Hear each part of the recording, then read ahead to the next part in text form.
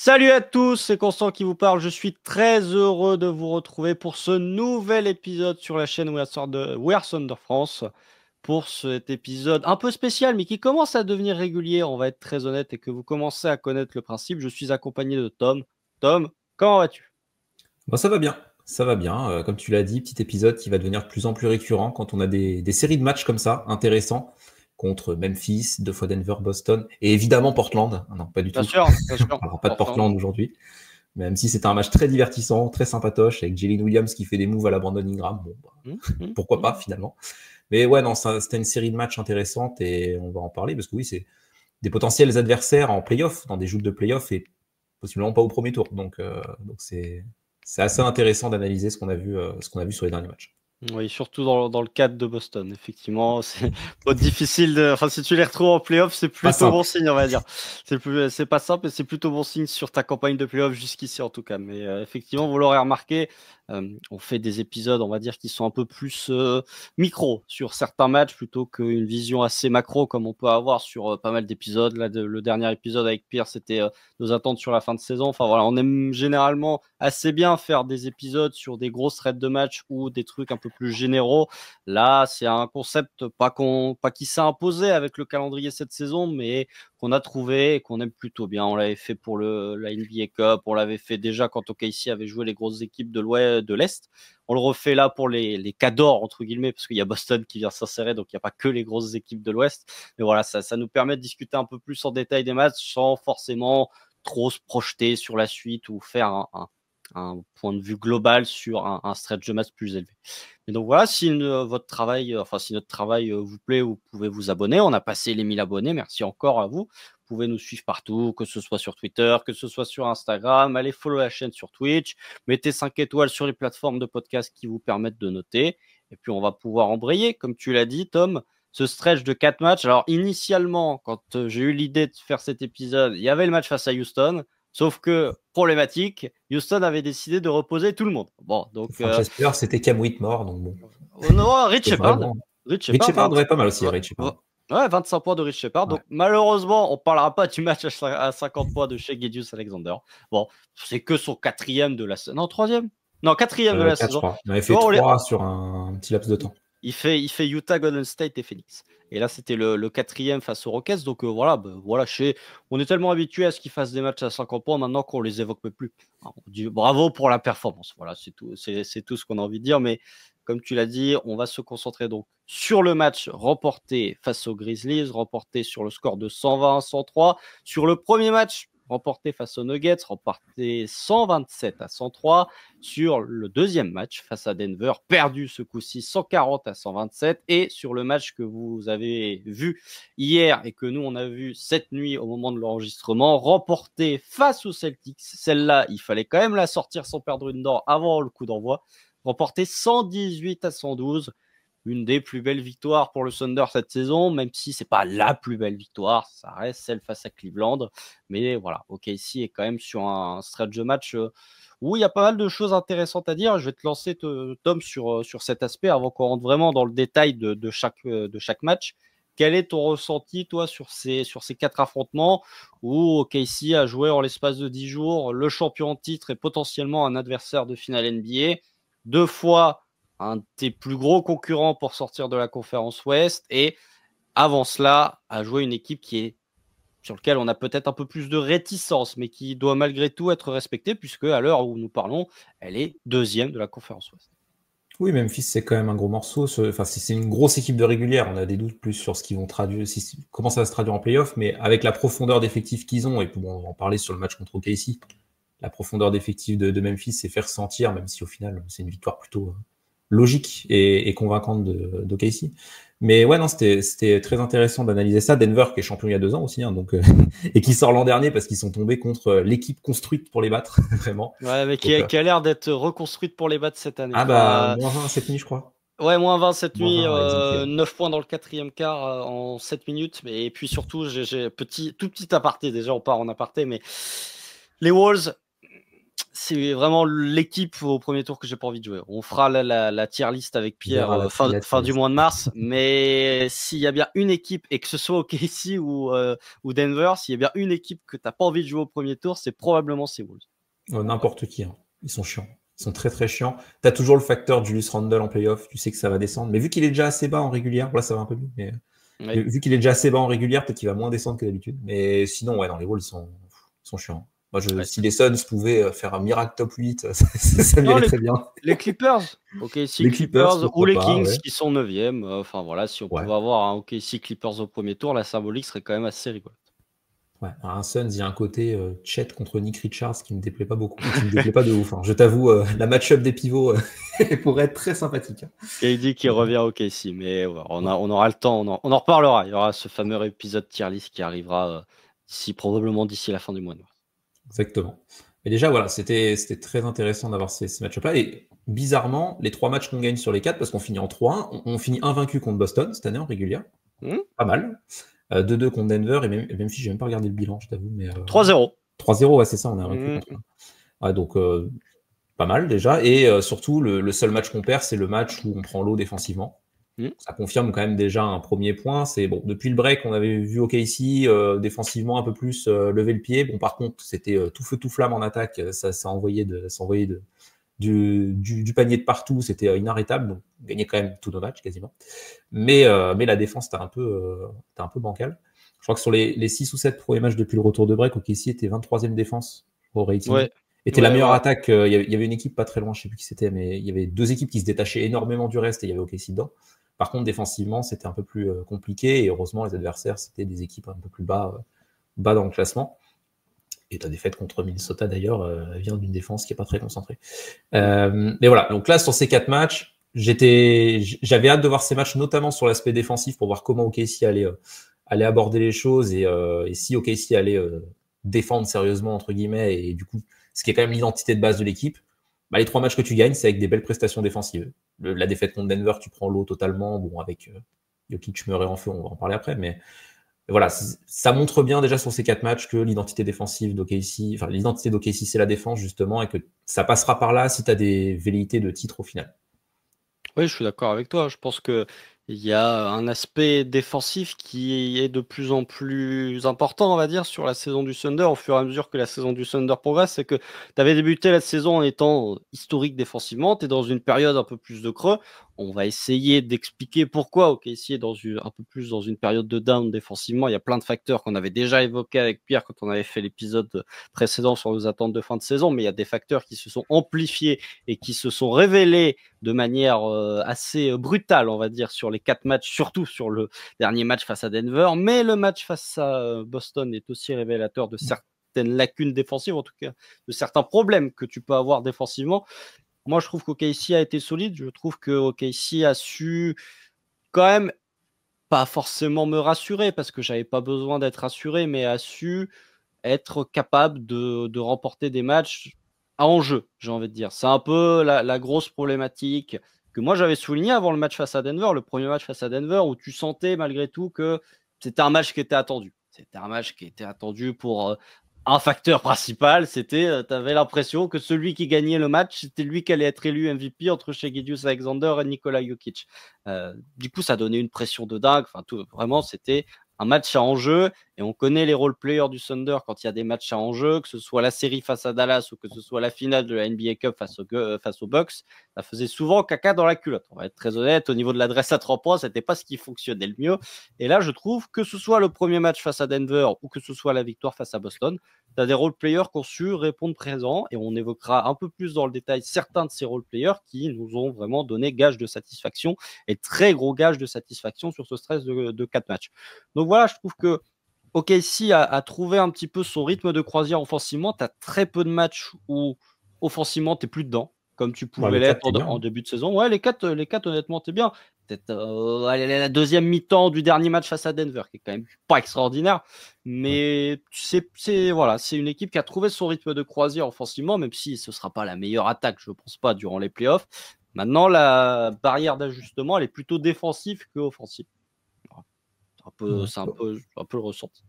Puis on en parlait même quand OKC était une défense élite, mais que l'attaque tanguer un peu, on avait parlé que les équipes top défense, mais avec des attaques un peu basses, tu avais les Pistons 2004 et les Lakers, je ne sais plus quelle année. 2020. Ouais, 2020, voilà. Donc, c'était un peu des exceptions et qu'OKC ne pouvait pas se permettre de tout miser sur la défense et devait avoir une attaque qui développait du jeu parce que tu avais le matos en fait pour développer ce jeu-là. Et donc, oui, c'est vrai que ces 4 matchs sont rassurants là-dessus. C'est l'attaque d'OKC a jamais vraiment été totalement enrayée ou quoi que ce soit. Et tu vois, tu as parlé de la seconde mi-temps contre Denver. Voilà, c'est le seul moment où tu lâches, et c'est aussi parce que il te manque Jalen Williams qui sort, qui revient pas après la mi-temps, et c'était pas prévu. Contre Boston, tu as eu le temps de t'ajuster au fait de ne pas avoir Jalen Williams, et l'attaque a plutôt bien tenu. Donc ouais, non, voilà, c'était des matchs intéressants, et surtout, c'est un truc qu'on n'a pas trop vu côté OKC cette année, c'était des matchs dans le clutch. Là aussi, c'était un truc qui m'intéressait. Et alors, il n'y a pas eu de money time qui se jouait à la possession près, parce qu'il y a eu des gros runs quatrième quart la plupart du temps. Mais sur 3 des 4 matchs, c'est toi qui mets le gros run dans le dernier quart et qui fait un écart. Alors, quand OKC met des runs, c'est quand même pas il faut pas semblant, quoi. Sur les 4 matchs, il y a au moins un moment où tu mets un run face à Memphis, on va en parler juste après. Face à Denver, il y a un run aussi deuxième quart-temps, le deuxième match face à Denver. Et Boston, il y a un run début de troisième quart-temps aussi. Ouais. Quand tu mets des runs, c'est une équipe qui est capable de mettre des gros runs sur un laps de temps très court et qui peut faire extrêmement mal. La seule problématique, c'est que tu as souvent tendance à les rendre sur ces 4 matchs, les runs que tu fais. C'est pas faux. Vaut mieux les faire dans le quatrième quart, quoi. Tu fais 3 cartons serrés, tu vois, contre Memphis. Quatrième quart, tu les exploses, voilà. Fin du match, tu fous Ousmane Dieng. Enfin, non, Dieng, il avait des minutes contre Memphis. Oui, il avait des minutes. Il faut Adam Flagler, par contre. Adam Flagler minutes, mais effectivement, tu as ce côté où le seul match officiellement remporté dans le clutch, il me semble que c'est le match face à Boston. C'est le match face à Boston parce qu'à un moment, il y a 4 points d'écart, il reste moins de 5 minutes, ce qui sont les critères pour qu'un match soit éligible et considéré comme un match joué dans le clutch. Il ne me semble pas que le premier match que tu remportes face à Denver, il y ait un écart aussi faible dans un laps de temps restant aussi court. Donc, non, tu leur mets quand même 24 à la fin du match. Il y a un petit peu de garbage time. C'est pas aussi clutch que Boston. Et encore, Boston, tu vois, techniquement, ça rentre dans le money time, mais il y a quand même plus 10 à un moment donné, quoi. Oui, tu fais le run vraiment juste après le moment où ça passe à plus 4, mais on grille déjà les étapes, Tom. On va revenir du point de départ. On va revenir le 5 mars 2025, une date lointaine, bien sûr. Non. Pour parler de cette victoire face aux Grizzlies. Les Grizzlies qui essayent toujours d'entretenir une rivalité avec le Thunder. On ne sait pas trop pourquoi, d'ailleurs. Enfin, si on sait pourquoi, c'est parce que OKC a un peu jump Memphis en termes d'équipe de jeunes un peu hype, les célébrations d'après-match, etc. Enfin, on peut comprendre que les fans de Memphis soient assez frustrés, sauf que à chaque fois qu'il y a OKC contre Memphis cette saison, ça tourne à la raclée. Hein, on va être très honnête. Le premier match au mois de décembre avait tourné à la raclée. Bon, il manquait l'intégralité limite du cercle majeur de Memphis, mais c'était une raclée. Le deuxième match où tu es allé à Memphis, c'était en deuxième nuit de back-to-back. Il me semble que tu n'avais pas de Chet, tu n'avais pas Caruso. Enfin, il te manquait 1 milliard de joueurs. Eux étaient au complet. Tu leur mets quand même. Non, Caruso était là parce qu'il avait bien défendu sur Ja Morant. Mais voilà, tu leur mets une raclée. Et ce match-là, on va être très honnête, OKC n'a quasiment pas tremblé de tout le match. Hein. C'est-à-dire que tu n'as pas un écart complètement fou. Bon, le match se termine à 17 parce que tu fais un run dans le quatrième quart que tu as déjà un peu fait dans le troisième, mais que tu as gaspillé en début de quatrième quart. Mais je trouve que sur ce match-là, je ne sais pas ce que tu en as pensé, toi, Tom, mais OKC semblait être un cran au-dessus de cette équipe de Memphis. Alors certes, il n'y avait pas Jaren Jackson Jr. du côté de Memphis, qui est quand même probablement le meilleur joueur des Grizzlies cette saison, mais du côté d'OKC, il n'y avait pas Chet Holmgren qui était blessé. Je ne sais plus si c'était à la cheville ou si c'était la cheville suite au coup reçu sur le match face aux Hawks ou si c'était déjà la jambe à ce moment-là. Mais en tout cas, Chet était absent. Et on va dire, si tu enlèves les deux pivots à l'NBA, tu vois qu'il y a quand même une classe d'écart entre ces deux équipes-là. Ouais, non, après, c'est aussi pour ça que perso, j'ai des doutes sur Memphis. C'est que, tu vois, OKC fait le run dans le quatrième quart et fait vraiment l'écart à ce moment-là, parce qu'au bout de 3 quarts temps, il y a égalité ou pas loin, quoi. Non, il y a plus 15 OKC. Plus 15 OKC, oui, il y a plus 15 OKC à la fin du troisième quart-temps. Parce que début de quatrième quart-temps, Memphis fait un run de 11-0, il me semble. Ouais. Et après, tu refais le run. Enfin, tu prends le temps mort à partir du moment où il y a moins 6. Après, tu leur recolles un run de, il me semble, c'est un run de 13-2 ou une connerie dans le jeu. Ouais, c'était quelque chose comme ça. Mais oui, voilà, c'était un run dans le milieu, entre guillemets, du quatrième quart. Mais ouais, bon, déjà tu l'as dit, il n'y avait pas Jaren Jackson Jr., le meilleur joueur des Grizzlies, parce que là, bon, moi je suis un amoureux de Ja Morant, mais sa saison elle est quand même très moyenne, on va Ouais. dire. Oui. Tu sens qu'il y a eu un an d'absence. Il est pas, voilà, Ouais. c'est pas le Ja Morant d'avant post Instagram / blessure. Hein. C'est compliqué. L'explosivité est plus la même.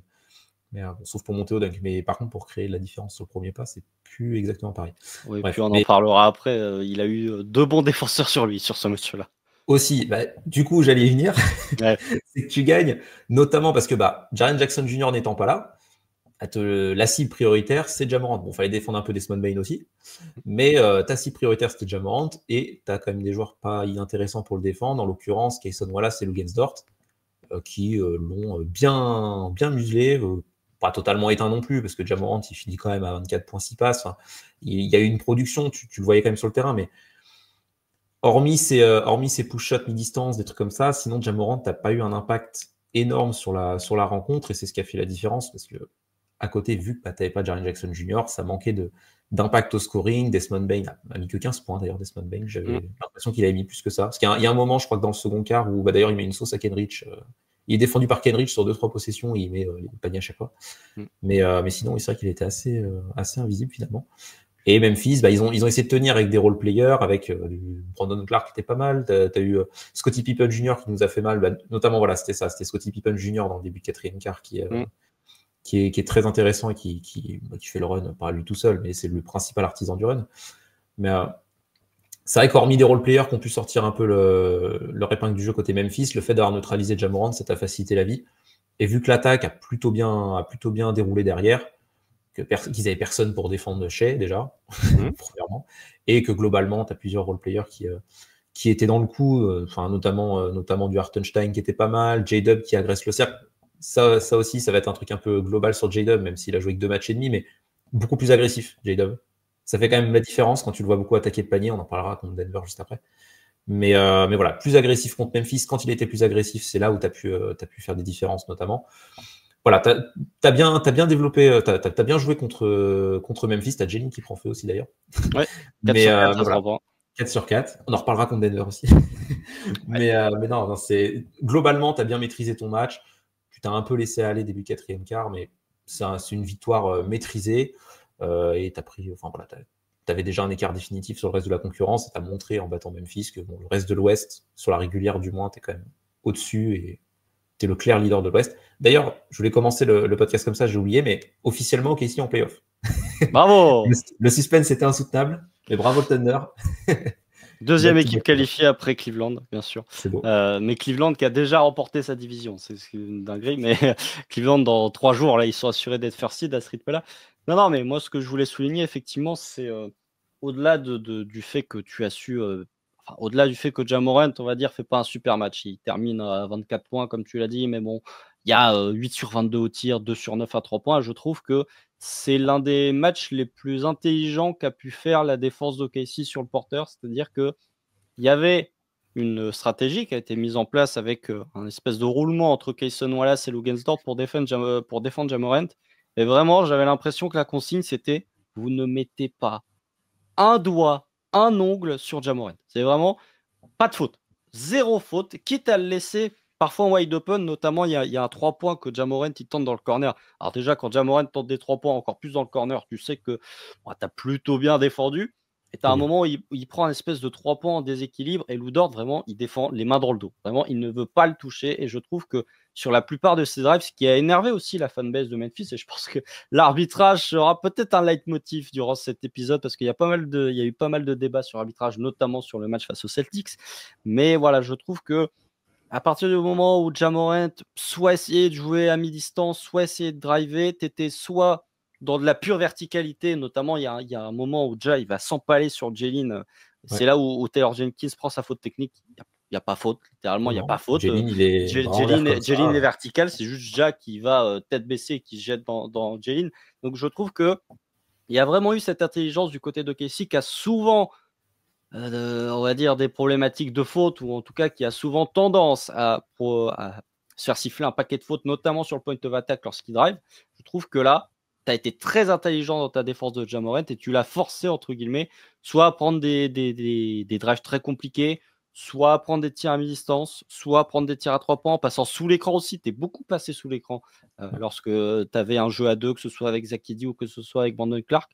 Donc vraiment, moi, le point qui m'a le plus marqué avant même d'évoquer peut-être l'aspect offensif, le drive retrouvé de J-Dub sur ce match-là, c'est vraiment la défense qu'ont pu proposer Cason Wallace et Lou Gensdort de manière conjointe, ou en tout cas en se relayant sur Ja Morant. Et c'est aussi pour ça qu'avec la blessure de Jaren Jackson Jr., bah, tu étais obligé d'avoir un grand Ja Morant si tu voulais que Memphis fasse un bon match ou si tu voulais que Memphis soit dans la course. Et ça n'a pas du tout été le cas. Non, bah, comme tu l'as dit, pour toutes les équipes, quand tu pousses Ja Morant à prendre 9-3 points, c'est que défensivement, tu as fait ton match. Et il est à 30%, je crois cette année, Ja Morant. Ouais. Pareil, avant son année off, il avait progressé un peu à 3 points, ça commençait à venir et tout. Bon, là, cette année, ça ne rentre pas. Et 2 sur 9, là encore. Et tu lui as laissé, effectivement, bon, il les a mis, mais ses push shots à mi-distance ou à 3 mètres du panier, bon, bah, tu vis avec, quoi. Là où Ja Morant est le plus dangereux, c'est quand il va au cercle, il va au lay-up ou au dunk. Souvent, il va au dunk. Mais c'est là où il est le plus dangereux. Tu l'as pas laissé trop de place pour aller au dunk. Et même globalement, tu l'as dit. Alors, OKC a quand même concédé 22 lancers contre Memphis. Mais les lancers que tu concèdes, c'est souvent parce qu'il y a déjà eu le décalage qui a été créé, que tu fais faute pour éviter le panier facile. Tu vois, quand tu vois qu'il y a des Jalen Wells qui prend 4 lancers, Brandon Clark en prend 3, Cam Spencer, bon, c'est en garbage time, mais même Desmond Bane, c'est 5 lancers. Il y a un N1, je crois, mais sinon, globalement, c'est parce que le décalage est créé qu'il vaut mieux faire faute que laisser un panier facile. Donc, ouais, t'as bien défendu, t'as encaissé un poil plus de 100 points. Et oui, globalement, c'est via ta défense que tu as fait le boulot, parce qu'on attaque, bon, bah, quand tu achètes à 40 pions, ton attaque est déjà performante. Quand tu as un chat à 40 pions qui en plante 24 en deuxième mi-temps aussi. 24 en deuxième mi-temps, je crois qu'il y en a 16 dans le troisième quart, qu'il y en a 15 dans le troisième quart, à 5 sur 8 au tir. Et justement, c'est peut-être... parce que finalement, les pourcentages ont baissé sur les 3 matchs d'après. Donc, on va peut-être l'évoquer maintenant parce que c'est le match où il prend feu. Enfin, il est que à 3 sur 5 dans ce registre de tir, mais c'est quand même un match qui est marquant. En début de saison, Dieu sait qu'on a râlé sur l'augmentation du volume à 3 points de Shea. Dieu sait qu'on a râlé sur les pull-ups en transition. Force est de constater 2-1 qu'il les met de façon plus ou moins régulière. Alors, c'était plus régulier il y a 3 semaines que ce que ça n'a été régulier sur les 3 derniers matchs, on va dire. Mais non seulement il est capable de les mettre, enfin, personnellement, il y a un moment où il prend un catch and shoot, il me semble que c'est le match face à Memphis. Tu n'es pas inquiet, tu te dis il est capable de le mettre. Contre Boston aussi, il m'en prend. Ou alors c'est contre Boston. Contre Boston, il le met. C'est contre Boston. C'est dans le run contre Boston d'ailleurs. C'est qu'il y a un kick-out pour lui à 45. Ah oui, c'est le match face à Boston. Mais il en prend un aussi en catch and shoot face aux Grizzlies. Donc voilà, quand tu vois Shea prendre des 3 en catch and shoot, tu te dis il est capable de les mettre. Même les pull-ups, je trouve que il commence petit à petit à être réputé, en tout cas avoir le respect de la défense adverse. C'est-à-dire qu'il y a un petit pas, vous connaissez la situation de Shai Gilgeous-Alexander, quand il drive, il est face au panier, il met un pied dans la raquette. À partir du moment où il met un pied dans la raquette, tu ne sais pas s'il va partir pour driver ou s'il va faire un step back. Ce que faisaient les défenseurs sur Shai les années précédentes, c'est que généralement, quand il commençait à mettre le pied dans la raquette, ou en tout cas quand son pied commençait à rentrer dans la ligne à 2 points, j'ai envie de dire, dans la zone à 2 points, il reculait, lui laissait un demi-espace parce qu'il savait qu'ils n'allaient pas pull-up. Là, ils le font, le petit pas en avant, ce qui lui permet potentiellement de driver. Donc, je trouve que l'augmentation du volume de Shea, elle a permis le fait que maintenant, quand il est à 3 points, en tout cas quand il commence à mettre son pied, quand son pied commence à s'avancer, les défenseurs, ils se disent, il est capable de pull-up. Et ça débloque encore des trucs dans son jeu offensif. Et le match face à Memphis, c'est ça, il met un pull-up à 3 points, il en met un en catch and shoot, là où il est à 9 mètres. Bon, ça, c'est pour le spectacle, on va dire. Mais c'est vraiment un point que j'ai envie de souligner dans ce podcast, c'est qu'on avait déjà souligné avec Pierre, qu'on n'a pas trop vu sur les 3 matchs d'après parce qu'il ne met pas dedans à 3 points. Même si le deuxième match face à Denver, je crois, il est plutôt à droit, mais bon, on va dire c'est dans un contexte. Ouais, voilà. C'est un contexte particulier. Pas si bon au final. Voilà, bon, on en parlera aussi. Mais je trouve que l'augmentation du volume à 3 points a amené une certaine forme de respect de la part des défenseurs adverses. Et ça a noté, je trouve. Ouais. Oui, c'est créer une nouvelle arme, entre guillemets. Après, je pense que tu demandes, tu laisses le temps de réflexion aux défenseurs quand Chef commence à mettre son pied dans la raquette du choix qu'ils vont faire. Avec un temps de réflexion, ils vont tous reculer.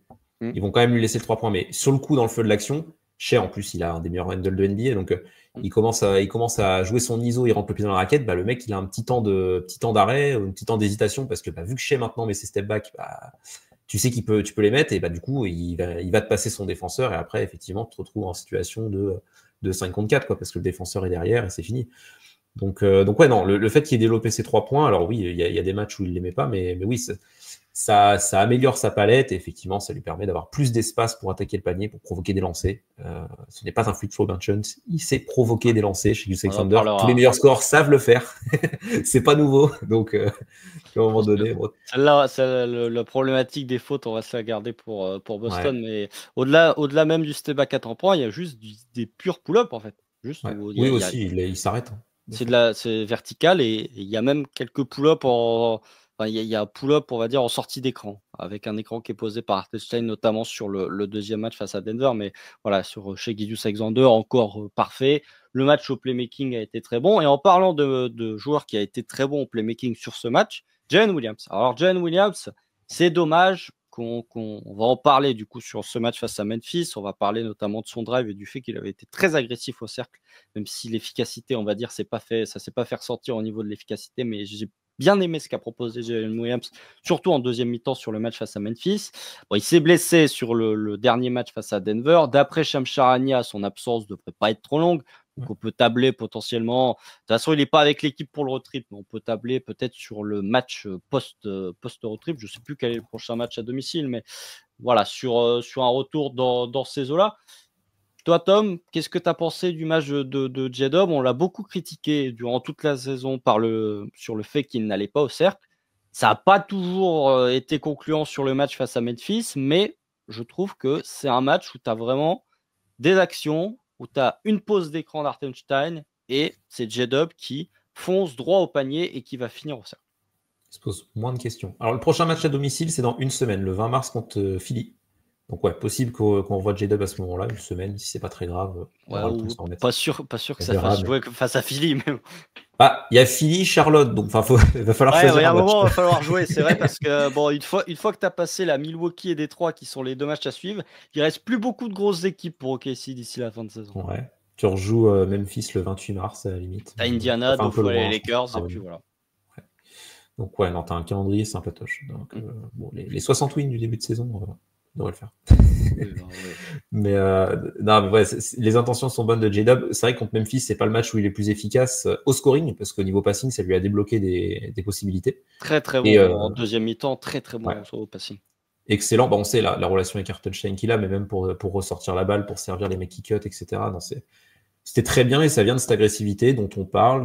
Même au moment où il a été élu All-Star, on disait ouais, All-Star, je sais pas, parce que offensivement, c'est sa saison la moins efficace. Ok, défensivement, c'est J-Dub, on connaît, mais offensivement, c'était pas top par rapport à l'an dernier où il mettait tous ses tirs compliqués, etc. Là, il se trouve des accès plus simples. Contre Memphis, il shoot à 7 sur 17, il prend 6-3 points, alors il en met qu'un, mais au moins il les prend. Ça, c'est intéressant aussi, et on veut un J-Dub un peu plus analytics, entre guillemets. Plus de pression au cercle, plus de shoot à 3 points, parce que d'une, il est pas mauvais dans ces 2 domaines-là. Et surtout, c'est des tirs plus rentables. Et troisièmement, ça va lui créer des espaces pour ses mi-distances qu'il aime bien. Donc ouais, le match contre Memphis, ça a amorcé un truc intéressant là-dessus de J-Dub qui prend des bonnes décisions. Et là, ça s'est traduit plus par le playmaking, au scoring, un peu d'inefficacité, mais c'est pas très grave. Nous, ce qu'on juge sur la vingtaine de matchs qui restent en régulière, c'est plus les intentions et voir ce qui est mis en place que vraiment ce qui va être ce qui est produit vraiment sur le terrain statistiquement. Ça, c'est plus en playoff où ça va nous intéresser, où il faudra qu'ils mettent des tirs. Mais là, non, contre Memphis, c'était intéressant et effectivement, il a quand même été agressif malgré une protection de cercle de Memphis qui, sur le papier, quand tu as du Zakidi, du Brandon Clark, des mecs comme ça, c'est pas des mecs évidents à attaquer. Zakidi, quand tu crées le décalage, ça marche, mais globalement, s'ils sont en place pour protéger les cercles, c'est pas évident de leur scorer dessus. Malgré ça, il a quand même beaucoup été au panier. Donc, ouais, non. Je suis d'accord, match intéressant de J-Dub offensivement, qui a amorcé, je trouve, son très bon match contre Denver juste après. Ouais, même sur la période récente, J-Dub était vraiment pas mauvais, c'était vraiment pas sa pire période. Mais puisque tu parles du match face à Denver, on peut potentiellement enchaîner sur ce match-là. Juste un tout petit truc, et retenez bien ça parce que je vais le mentionner plusieurs fois. Le point par possession, on va dire, subi par le Thunder sur transition défensive. que je suis allé regarder parce que ça commençait un petit peu à m'agacer et je voulais vérifier si c'était une réalité ou une simple impression. Le Thunder sur la saison est la meilleure défense sur transition défensive. C'est l'équipe qui prend le moins de points en points par possession.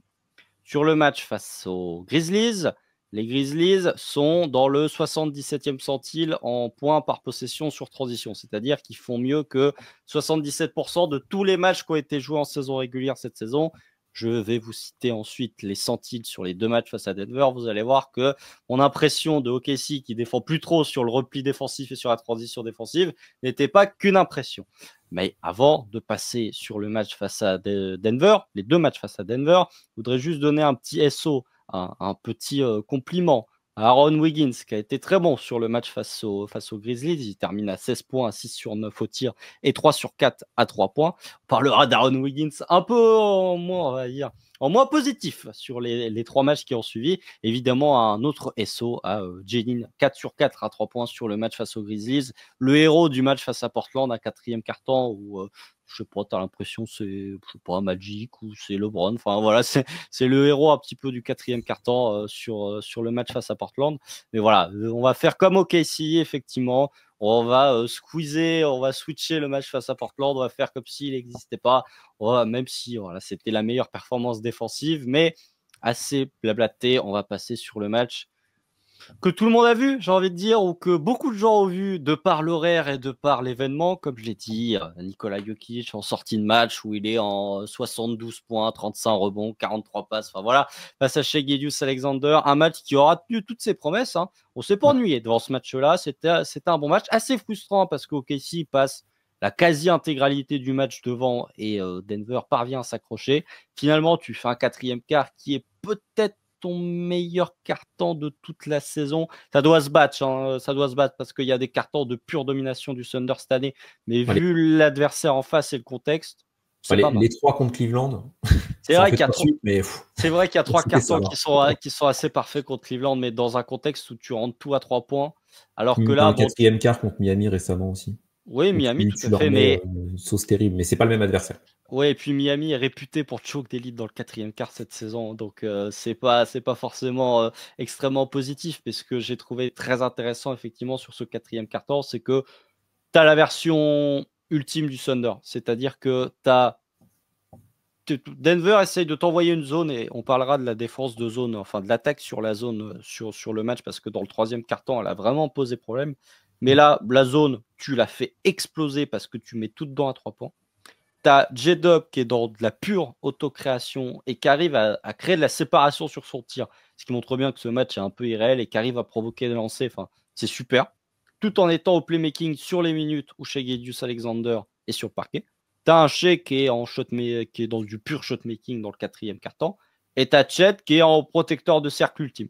Donc, sur ce 4e quart-temps, Tom, est-ce que tu peux faire mieux avant de parler peut-être du match dans sa globalité? Est-ce que tu peux faire mieux sur ce 4e quart-temps? Je ne pense pas. Et est-ce que c'est un peu un signal que tu peux envoyer au reste de la NBA, au reste des équipes en disant quand on va arriver en avril, quand on va arriver au mois de mai ou quand on va arriver potentiellement au mois de juin, eh ben, tu peux te coltiner cette version du Thunder et cette version du Thunder, il va falloir être extrêmement costaud si tu veux la battre tout simplement.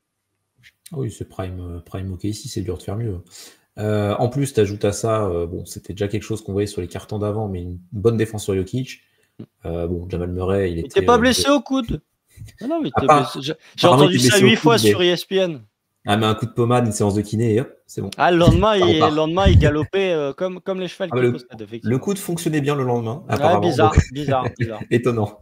Mais ouais, en plus, il avait il s'était mis une genre de serviette avec un truc comme ça. Tu sais, quand il est tombé sur le coude, ça faisait une sorte d'attelle. Ah, bah, c'est foutu. C'est foutu, Jokic est fini. Non, il allait très bien. Il avait un bleu, quoi. Mais non, mais c'est, oui, 41-20, de toute façon, au 4e quart contre Denver, Denver est plutôt en forme en ce moment. C'est pas trop mal quand même la montée en puissance avant les playoffs parce que c'est un match surtout. Ouais, mais la première partie de saison était quand même pas top. Là, ils mettent un petit coup de collier quand même pour remonter au classement. C'est pareil, il y a une vidéo, un podcast tier list qui sortira, mais c'est peut-être eux le plus gros outsider à l'Ouest derrière OKC. Peut-être. Hein. Je sais même pas si on en parlera dans la tier list, mais bon, ça c'est peut-être. sont costauds. Mais ouais, non, leur mettre 41-20 dans un match où, gros match, tu l'as dit. Alors, pourtant, c'est du 18h horaire européenne, donc 6h30 du matin, horaire américaine peut-être. C'est Mais vrai, parce non, qu'en plus, enfin, non. Du coup, pour eux, c'était midi, mais ils ont changé d'heure en plus ouais. dans la nuit de samedi à dimanche. Mais du coup, midi, souvent, ils ont pas mangé, quoi, les joueurs. Ils jouent à jeun, quoi. Donc, oui, ils ont mangé à 11h30 et ils ont pas eu le temps de digérer. Donc, c'est des matchs souvent pourris. Bah non, là, c'était très bien. Bah, le match qu'on a vu contre les Celtics en horaire européenne était sympathique aussi. Hein. Ouais, Donc, c'est plus les mêmes matchs à horaire européenne que ceux qu'on a ouais, vus l'an dernier, là, effectivement. c'est un peu plus sérieux quand même. Ça Ça se va, passe bien. ouais. Ouais, mais non, là, c'était très bien. Et oui, dans le quatrième quart, tu les as exécutés. Hein. Tu regardes ne serait-ce que les pourcentages. OKC, 14 sur 19 à 3 points. 6, au tir, 6 sur 9 à 3 points. 14 sur 19 à 3 points en un carton. Ah bah ça, c'est le match d'après pour Denver, ça. Ouais, c'est clair. Mais tu shootes comme ça, en face, ils shootent à 7 sur 20, ils mettent plus un pied devant l'autre. Enfin, voilà. C'était un grand quatrième quart-temps, alors que Shai ne joue que 5 minutes 35. Tu gagnes des minutes sans Shai. Ce qui est quand même pas rien, alors que Jokic est rentré début quatrième quart. Hein. Oui, Que Denver c'est-à-dire que a essayé de jouer le truc de Shai, on sait qu'il sort début quatrième quart, on va refoutre Jokic direct, comme ça on essaie d'exploiter au maximum. Bah, ils ont fait un run. Donc... c'est même pas ça, c'est que Jokic, il joue tout le troisième quart comme Shai. Il reste début de quatrième quart, il sort, il re-rentre, que Shai n'est toujours pas rentré.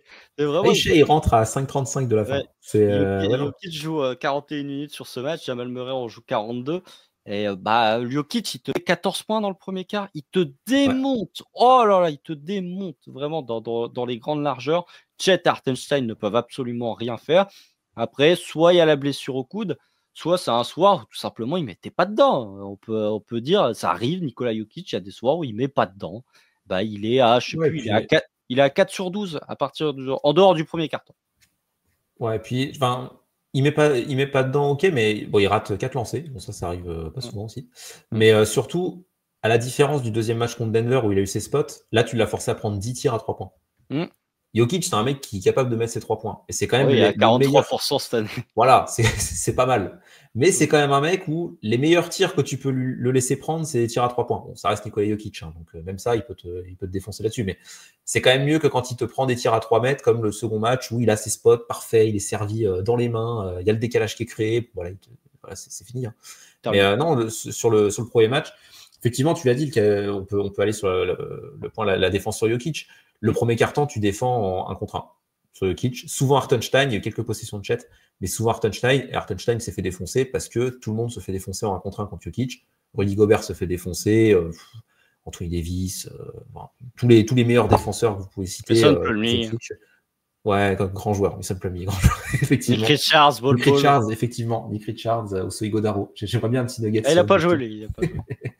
Non, mais oui, en ISO, premier quart, il te défonce. Et du coup, à partir du second quart-temps, tu décides d'aider systématiquement sur Jokic. Mais d'aider intelligemment. Tu viens pas doubler à fond sur Jokic et vu qu'il a une vision de jeu et un coude qui fonctionne bien et un bras qui fonctionne bien pour servir ses coéquipiers, tu viens aider intelligemment. Tu lui mets de la pression, mais sans laisser trop de mecs ouverts autour. Et du coup, dans ce genre de situation, tu avais même des séquences où tu avais, c'est toujours grosso modo Hartenstein qui était en match-up direct sur lui, sauf quand il n'était pas là, c'était Chet, mais voir un peu de Jalen aussi, effectivement. Mais la meilleure itération de ça, c'était du Hartenstein en match-up. Tu avais un autre joueur, un petit, on va dire, qui venait aider, et tu avais Chet qui était là aussi en second rideau. Et du coup, Jokic n'a pas trouvé tant de solutions que ça. Il a été plutôt contenu. Alors, contenu à l'échelle de Jokic, 24 points, 13 rebonds, 9 passes, mais plutôt contenu finalement. Sachant que de l'autre côté du terrain, tu as essayé de l'exploiter défensivement aussi, alors sur les 2 matchs pour le coup. Mais tu as réussi à trouver par moment, c'est plus sur le second match où ça s'est mieux traduit. Mais sur le premier match, tu as réussi à trouver, il y a un Shai qui lui met un one. Bon, juste avant, il y a une possession où il se fait contrer par Jokic, mais tu as essayé de l'attaquer le plus possible et ça marchait pas trop mal aussi. Donc, c'est un très bon match d'OKC dans la manière de négocier la match-up face à Jokic. Ouais, et puis on va être très honnête, la différence, allez, on va dire la grosse différence entre le premier et le deuxième match face à Denver, c'est que le premier, les role-players mettent pas forcément dedans à 3 points, alors que le deuxième, il rentre tout. Parce que tu vois Denver termine à 13 sur 40 à 3 points sur le premier match. Tu as beaucoup d'actions, tu as beaucoup de séquences où tu as 3 joueurs qui sont sur Jokic, t'as Hartenstein, t'as Chet, plus un petit potentiellement qui vient aider. Soit il ressort dans un corner et ça tombe pas dedans. Soit, comme on va dire, comme Jokic, c'est peut-être un peu diminué, tu peux soit provoquer un turnover, soit provoquer un tir manqué, soit provoquer un tir plus difficile que ce que Nikola Jokic peut avoir de façon régulière, on va dire, ou face aux autres équipes. Mais c'est aussi lié au fait que, encore une fois, le backcourt, Cason Wallace, Luguensdorf a fait un taf incroyable sur Jamal Murray. Jamal Murray, tu le vois pas de la première mi-temps.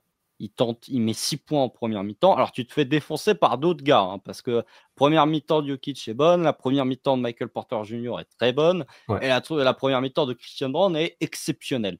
Mais tu vois pas Jamal Murray toute la première mi-temps, et en deuxième mi-temps, il tente un peu plus de prendre les commandes de l'attaque, et ça n'a pas forcément été réalisé avec beaucoup de succès. Donc là, Lou Dort et Cason Wallace ont fait un très gros taf. Je trouve que c'est le moins bon match offensivement de Cason Wallace, mais il arrive quand même à être valuable. Et c'est ça que j'apprécie chez lui, c'est que de par son apport défensif, il arrive tout de même à être valuable. Et voilà, sur cet aspect vraiment de capacité à défendre sur le jeu à deux entre Nikola Jokic et Jamal Murray, tu as forcé Jokic à prendre des 3 points, tu l'as forcé lorsqu'il était à 2 mètres sous le cercle, tu as mis beaucoup de monde, tu as mis beaucoup de gens entre lui et le panier, on va dire, beaucoup de gens qui essayent de lui sauter dessus, d'arracher un bras si l'arbitre regarde pas pour forcer une perte de balle. Enfin voilà, tu as essayé de mettre beaucoup de pression sur Jokic et ça a été plutôt bénéfique aussi parce que les role players de Denver n'ont pas mis dedans à 3 points. Le seul truc que tu n'as pas vraiment réussi à contenir sur le match, c'est le rebond offensif. Ross te prend 7 rebonds offensifs sur le paletot.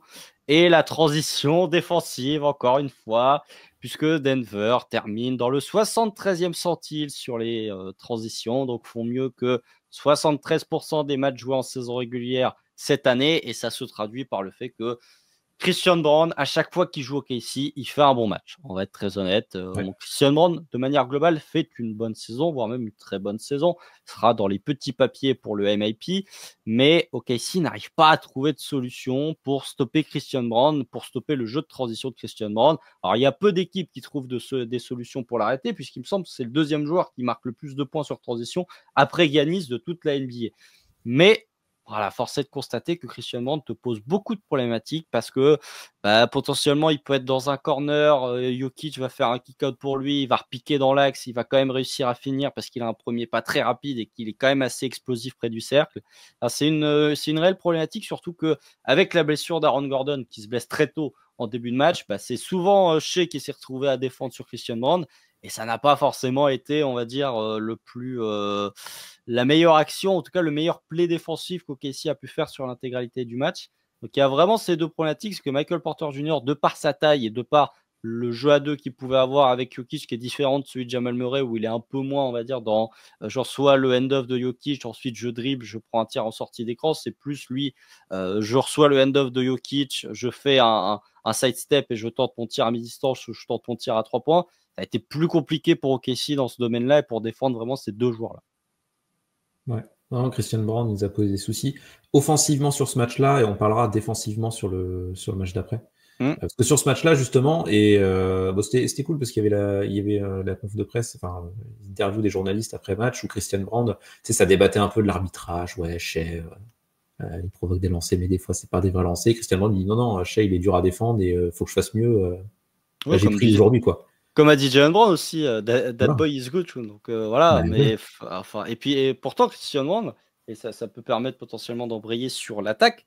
Christian Brown n'a pas toujours été mauvais, on va dire, pour défendre sur Shea, parce que Shea a quand même, il fait un match Kobe-esque. On va être très honnête. Très fort. Gros croqueur aussi. 2 sur 11 à 3 points. 2 sur 11 à 3 points, 1 sur 7 dans le premier quart. C'est qu'il a 11 sur 28, je crois, et il en met 4 paniers de suite après. Il me semble que c'est ça, ouais. Il me semble que c'est ça. Mais 0 sur 5 chez à 3 points dans le premier quart. Oui, il prend que des 3 points en début de match. C'est ça. C'est un peu insupportable. Il y a des tirs à 3 points qui ne sont pas payés au moment, enfin, qui ressortent. Vraiment, ils font des gamelles sur l'arceau. Mais effectivement, l'augmentation du volume de Shea à 3 points sur ce match-là, c'est un match Kobe-esque. Quand tu tentes 32 tirs avec 10 lancés ou 8 lancés, alors voilà, tu as un énorme volume, ce qui n'a pas du tout été le cas sur le second match. Mais tu sens que OKC se retrouve mené 14-3 au moment où Mark Denlow prend son temps mort. Ça part très très mal. C'est le moment où Shea tente des 3 points. Tu dois avoir un turnover du J-Dub aussi qui traîne à ce moment-là. Enfin, le début de match commence très mal. Shea, il fait OK, je te drive Nikola Jokic. Allez hop, je te fais du jeu à 2 là. Hartenstein, tu me poses un écran et je vais driver Nikola Jokic. Et c'est ce qu'il a fait pendant tout le restant du carton. Alors oui, il y a des moments où il se fait contrer par Jokic sur le jeu de transition, mais comme tu l'as dit, après, il revient pour lui mettre un one. Enfin, vraiment, le match de Shai Gilgeous-Alexander, tu sentais qu'il était pas en mission, mais tu as bien compris, et lui aussi l'avait compris, l'importance de l'événement et l'importance de faire une grosse performance. Je sais que c'est de coutume de dire que ce soit Jokic ou que ce soit Shai. Je suis pas intéressé par le MVP. Moi, c'est les victoires collectives qui comptent avant tout. On va être très honnête, les deux sont intéressés par le MVP. Oui. Les deux seraient très contents à l'idée de le remporter. Et Shai, s'il prend 32 tirs, c'est pas forcément que pour faire gagner son équipe, c'est aussi un petit peu pour se mettre en valeur. Mais force est de constater que ça lui a servi. Il a été très actif au rebond, ce qui n'est pas toujours le cas de Shai. C'est à la passe où il a été un peu plus critique. Mais voilà, Shai a eu cette présence d'esprit, on va dire, de voir que les 3 points rentraient pas et de moins se focus sur les 3 que sur le fait plutôt d'attaquer le cercle ou en tout cas d'essayer un petit peu d'exploiter la défense de Nikola Jokic. Ouais. Et Shai a du coup récupéré le MVP grâce à cette performance. Bravo Shai. Il l'a reperdu juste après. Il l'a reperdu. Parce qu'il y a eu un deuxième match. Ouais. Donc voilà, en fait là le MVP il est dans une zone grise. On ne sait pas trop où il va. Et c'est peut-être au final Jason Tatum qui l'aura. On ne sait pas. Non, parce qu'il a perdu face à Shai, donc ça compte pas. Ah oui, bah oui. C'est LeBron. C'est LeBron. Ah bah oui, ça va être LeBron au final. Ouais, il n'avait pas été joueur de la semaine il n'y a pas longtemps, LeBron. Je sais plus, je crois bien. Pour alimenter le débat. Bon, en tout cas, c'est Shai qui a été joueur de la semaine dernière. On se demande bien pourquoi. Étonnant. Pas mauvais joueur quand même. Alors qu'il y a Jokic qui fait un match en 30, 21, 22, mais bon. Bref. Ouais, bon, Phoenix après. Voilà. La défense de Phoenix. On pourrait disserter 3 heures sur la défense de Phoenix. On l'a fait à Doug Kebdo. Y a pas de... Donc c'est pas. Allez écouter. Si vous voulez. Si vous voulez, allez-y. Si vous voulez 20 minutes de pure rigolade sur les Suns, avec Greg qui est fan des Suns, oui, vous avez Greg en plus, donc, voilà, écoutez. Et si vous voulez voir Greg s'énerver, par contre, alors c'est not safe for work, hein, comme on dit. Vous allez écouter le podcast de Valley Hoop, où là, ça vire à l'insulte. On va être ça vire à l'insulte. Ouais. Ah, tu m'étonnes. Ça se comprend. On pardonne. Ça se comprend tout à fait.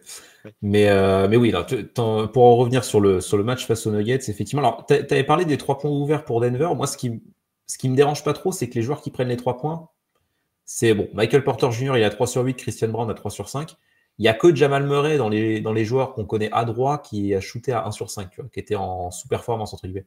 Parce que laisser 5-3 points à Westbrook, 4 à Pickett, tout comme ça, bon. Ça me dérange pas plus que ça, tu vois, des tirs comme ça. Alors, il y a un match après qui s'est passé oui, où Peyton Watson, il était incandescent total. Je sais pas ce qu'il lui a pris. Ah, mais je suis pas complètement d'accord. Disons que prendre ces 3 points-là, laisser ces 3 points-là, pour moi, c'était peut-être la meilleure solution entre guillemets, dans le sens où pour défendre Jokic, il faut bien que tu fasses des sacrifices. Déjà, défensivement, il faut toujours on parle toujours du pick your poison, faut bien que tu laisses des tirs à l'adversaire à un moment donné. Hein, il va bien prendre des tirs, ils vont pas finir à 0 tir en face. Mais d'autant plus quand tu as Jokic face à toi, tu sais que tu vas concéder des tirs ouverts et il faut vivre avec. Et je trouve que la défense s'est pas trop mal débrouillée dans les tirs qui ont été laissés à Denver. Match d'ailleurs qui n'est pas trop dans les habitudes des matchs d'OKC, où en cumulé sur les deux équipes, il y a eu 12 pertes de balles en tout. 7 pour Denver, 5 pour OKC. OKC provoque beaucoup moins de pertes de balles depuis un sacré paquet de temps. Ouais, mais 12, c'est vraiment pas beaucoup. Oui. C'était très statique hein, comme attaque des deux côtés. Mais non, ouais, qu'est-ce qu'on pourrait dire de plus sur ce match Jalen Williams, la première mi-temps. J-Dub, c'est pas mal de parler de J-Dub. 4e carton de J-Dub, 11 lancers francs quand même. C'est pas mal, voilà, tu vois. On parlait de l'agressivité du match contre Memphis. Je suis le petit SO à Jalen avant parce que les 3 tirs à 3 points en première mi-temps, là, bon. Incroyable la statue, là. Phénoménal. Même moi, j'ai tweeté la statue pour Jalen. Il sortait du match face à Portland et du match face à Memphis. Je me suis dit, oh là là. Et puis après, bon, ça s'est calmé. Dites-vous que pour que Constant tweet ça sur Jalen, c'est que vraiment il a été phénoménal. Hein. Et ouais, première mi-temps, très belle. On l'a pas trop vu en deuxième, mais première mi-temps, c'était très bien. Mais oui, on va parler de J-Dub parce que on en discutait tout à l'heure sur l'agressivité face à Memphis. Là, pour le coup, c'est quelque chose qui s'est vraiment traduit sur le terrain. Bon, il y a encore 8 passes décisives pour une perte de balle. Très bon playmaking, J-Dub, là encore. Là aussi, quand tu es agressif, ça te libère des choses, ne serait-ce qu'à la passe. Et surtout, tu l'as dit, il a provoqué 11 lancers. Bon, 10 sur 11, d'ailleurs, il a mis ses lancers. Parce qu'on n'en parle pas trop de ça, mais J-Dub, c'est pas un mec super adroit au lancer. Là, pour le coup, 10 sur 11, il a sanctionné et il a fait un super match. Honnêtement, il aurait pu être élu MVP du match si Shea n'avait pas mis 40 pions. Pour moi, c'était lui le MVP du match. Je sais que Charlet a mis Shea, mais pour moi, c'était J-Dub le MVP. Pour moi, ça se discute. J'aurais peut-être plus mis Shea au final, mais il y a des grosses actions de Shea. Mais J-Dub a quand même été très très fort et super. Peu importe comment on le voit, en soutien de Shea ou alors en meilleur joueur même du match. Mais il a été en tout cas très bon. Et voilà, c'est une genre de performance qui est rassurante en vue des playoffs où l'an dernier, J-Dub avait du mal à enfiler ce costume de deuxième option. Et là, quand tu vois ce genre de match contre Denver, tu dis, ouais, il est capable. Il est capable, à voir s'il arrivera à le faire sur plusieurs séries de playoffs. Parce que l'idée, c'est qu'il le fasse pendant 4 séries, du coup. Mais en tout cas, là, sur ce match contre Denver, déjà contre Memphis, les intentions étaient bonnes. Et là, sur le match contre Denver, on a vu qu'il était tout à fait capable d'endosser ce rôle, au moins sur un match. Et ouais, c'est très rassurant. En plus de ça, toujours l'impact défensif habituel. Donc, non, ce super match de J-Dub pour le coup. Très bien. Il tient bien les minutes sans Shea. Enfin, voilà, c'est un très bon match de J-Dub. Un de ses meilleurs matchs peut-être de la saison par rapport à l'adversité, aux attentes qu'on a, etc. La deuxième mi-temps, surtout. Parce que la première, on le voit pas. Il se fait dégommer par Stephen A. Smith. Enfin, voilà, qui ne se fait pas dégommer par Stephen A. Smith. Mais tu vois, première mi-temps, il est à 6 points avec 6 tirs tentés. Juste sur la deuxième mi-temps, il est en 20-6-4. À 5 sur 8 au tir avec 9 lancers provoqués. Mais tu parlais justement du fait que J-Dub devait être capable de supporter les minutes sans Shea, ou en tout cas devait être capable de supporter, de suppléer, on va dire, Shea en termes de usage, même lorsqu'il est sur le parquet. Ça amène sur le point qui a embêté OKC dans le troisième quart-temps, la défense de zone. Parce que là, pour le coup, OKC a mis 127 points, mais le troisième quart-temps, c'était pas beau à voir. Et c'était pas beau à voir des deux côtés. Parce qu'il me semble que Denver, OKC termine à 10 sur 28 au tir. Donc, non, 8 sur 24 au tir pour OKC. Et Denver termine à 10 sur 28 au tir. Donc, deux équipes qui tirent à moins de 36% sur un quart-temps. 0 sur 7 à 3 points. Tom, je vais te lancer là-dessus, sur cette défense de zone. On a vu un Denver qui a très bien défendu la zone, je trouve. Un Westbrook qui était vraiment en espèce de tour opérateur et c'était vraiment lui le patron de défense. Pour le coup, on peut reprocher plein de choses à Russell Westbrook défensivement, on va dire, sur l'homme. Mais par contre, sur la zone, c'était vraiment lui qui pointait aux joueurs qui devaient se placer à quel endroit. Et OKC a eu des difficultés. Est-ce que ces difficultés à attaquer la zone, encore et toujours, se résument à un simple fait, c'est que tu n'as pas rentré tes 3 points? Ou est-ce qu'il y a un mal plus profond qui s'est transcrit et qui a été visible sur ce passage-là? Alors, juste avant de répondre à ça, pour compléter, 3 sur 20 en cumulé à 3 points sur les deux équipes dans ce troisième quart-temps. Aucun lancé provoqué par Denver. C'était ignoble. Voilà. Oui, 12 pour OKC. Au moins, OKC a provoqué des lancers. Bon, il ne mettait pas les tirs, mais au moins, il y avait des lancers francs. Mais ouais, c'était un carton. Parce qu'OKC, dans le bonus, il reste 8 minutes dans le troisième quart. Ça aide, forcément. Mais ouais, non, Shea à 3 sur 12 au tir, voilà, c'était compliqué. Et oui, deuxième chose, défensivement, Russell Westbrook, c'est très bien ce qu'il fait à Denver cette année, même globalement. Franchement, c'est vraiment en attaque, il y a du déchet, etc. Ça dépend des matchs. Ça dépend, mais l'intensité qu'il met, elle fait quand même beaucoup de bien à Denver. Et là, sur ce match-là, tu l'as dit, effectivement, très intéressant. De toute façon, sur les deux matchs contre OKC, Westbrook a été intéressant, parce que ce match-là, il shoot à 1 sur 9, mais vu l'impact défensif, etc., il n'a pas été si négatif que ce que la réussite au tir laisse paraître. Voilà, 7 rebonds offensifs. Bon, il se prend quand même le 3 points sur la tronche de Shea, mais bon, ça va. Oh là. Ça arrive à des gens. Ça arrive de prendre des tirs de Shea dans la gueule, ça arrive à pas mal de monde. Le passage de flambeau, allez. Ouais. Mais de MVP à MVP, évidemment. Mais voilà, pour en revenir à la défense de zone, ouais.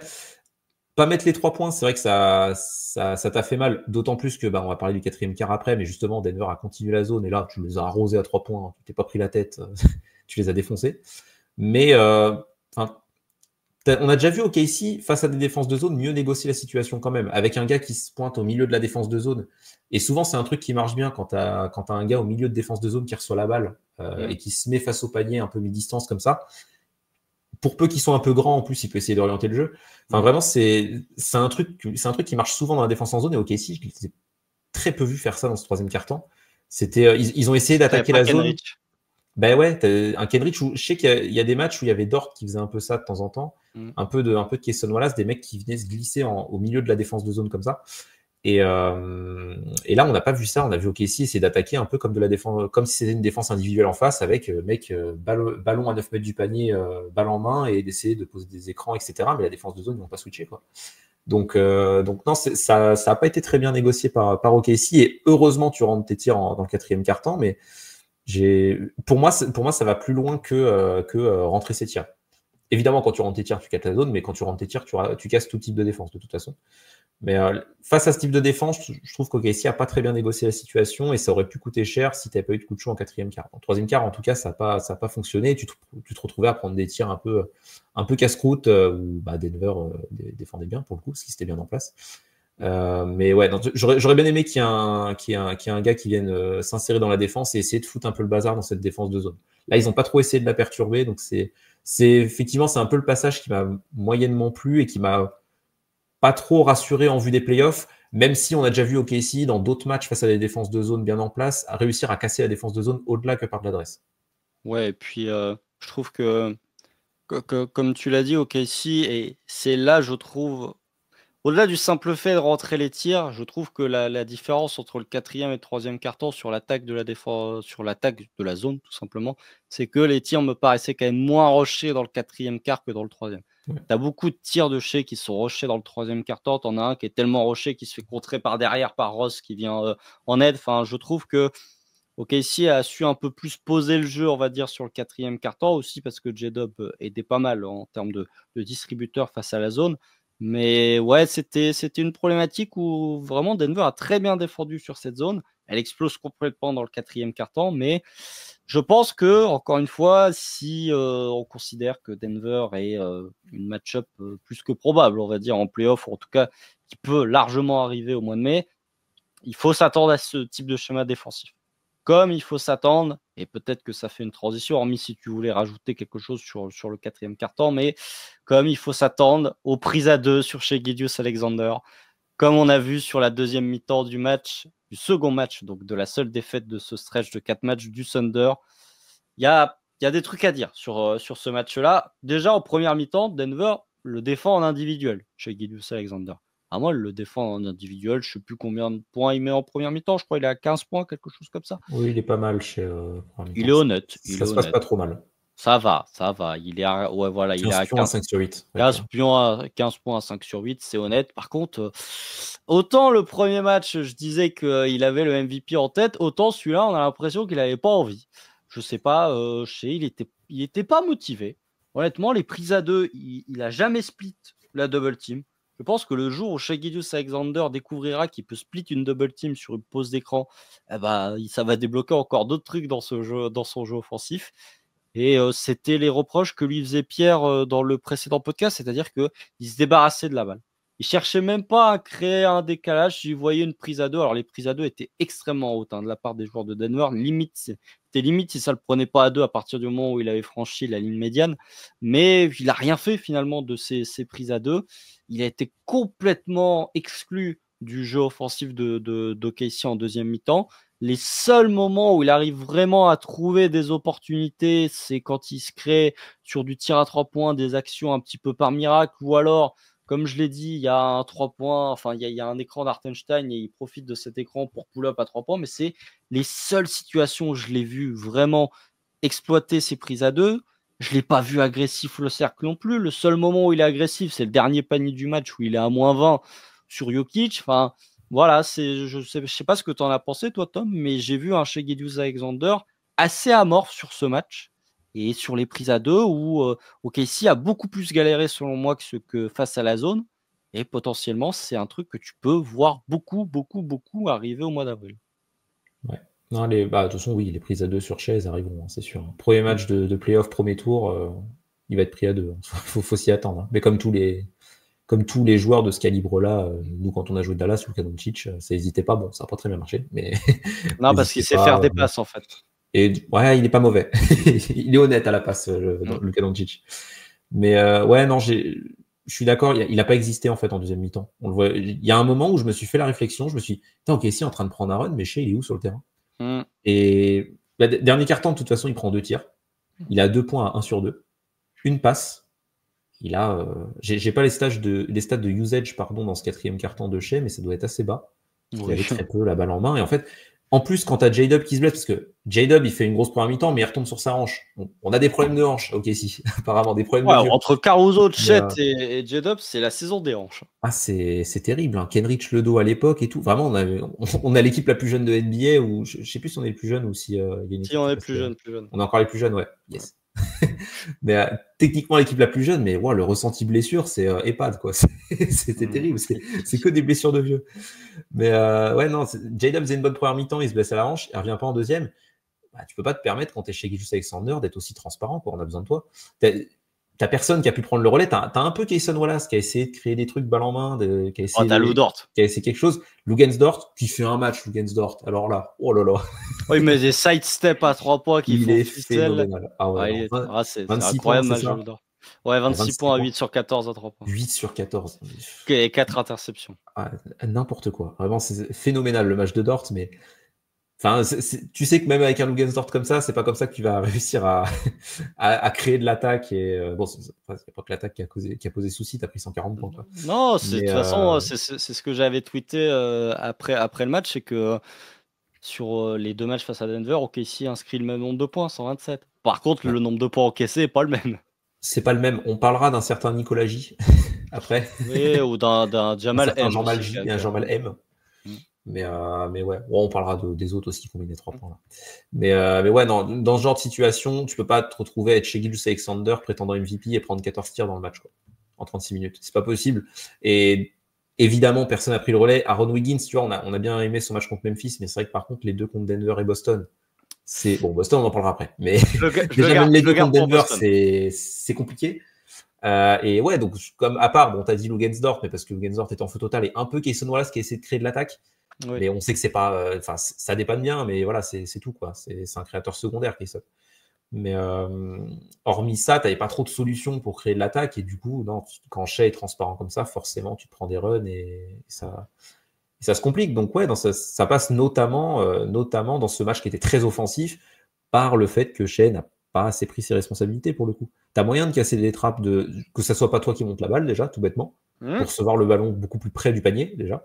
On voit des séquences comme ça de plein de joueurs enfin, je sais pas, j'ai en souvenir Brandon Ingram quand il était au Pélican à l'époque, où il y avait la série de playoffs contre OKC, où début de série il se fait manger, bon fin de série aussi, mais tu vois que les Pélicans essaient de s'adapter en lui filant la balle à mi-distance, tu vois. Il montait pas la balle, il sortait d'un écran, il reçoit la balle mi-distance, et là il essaie de faire des trucs. Ça marchait pas parce qu'il y avait Lugensdort.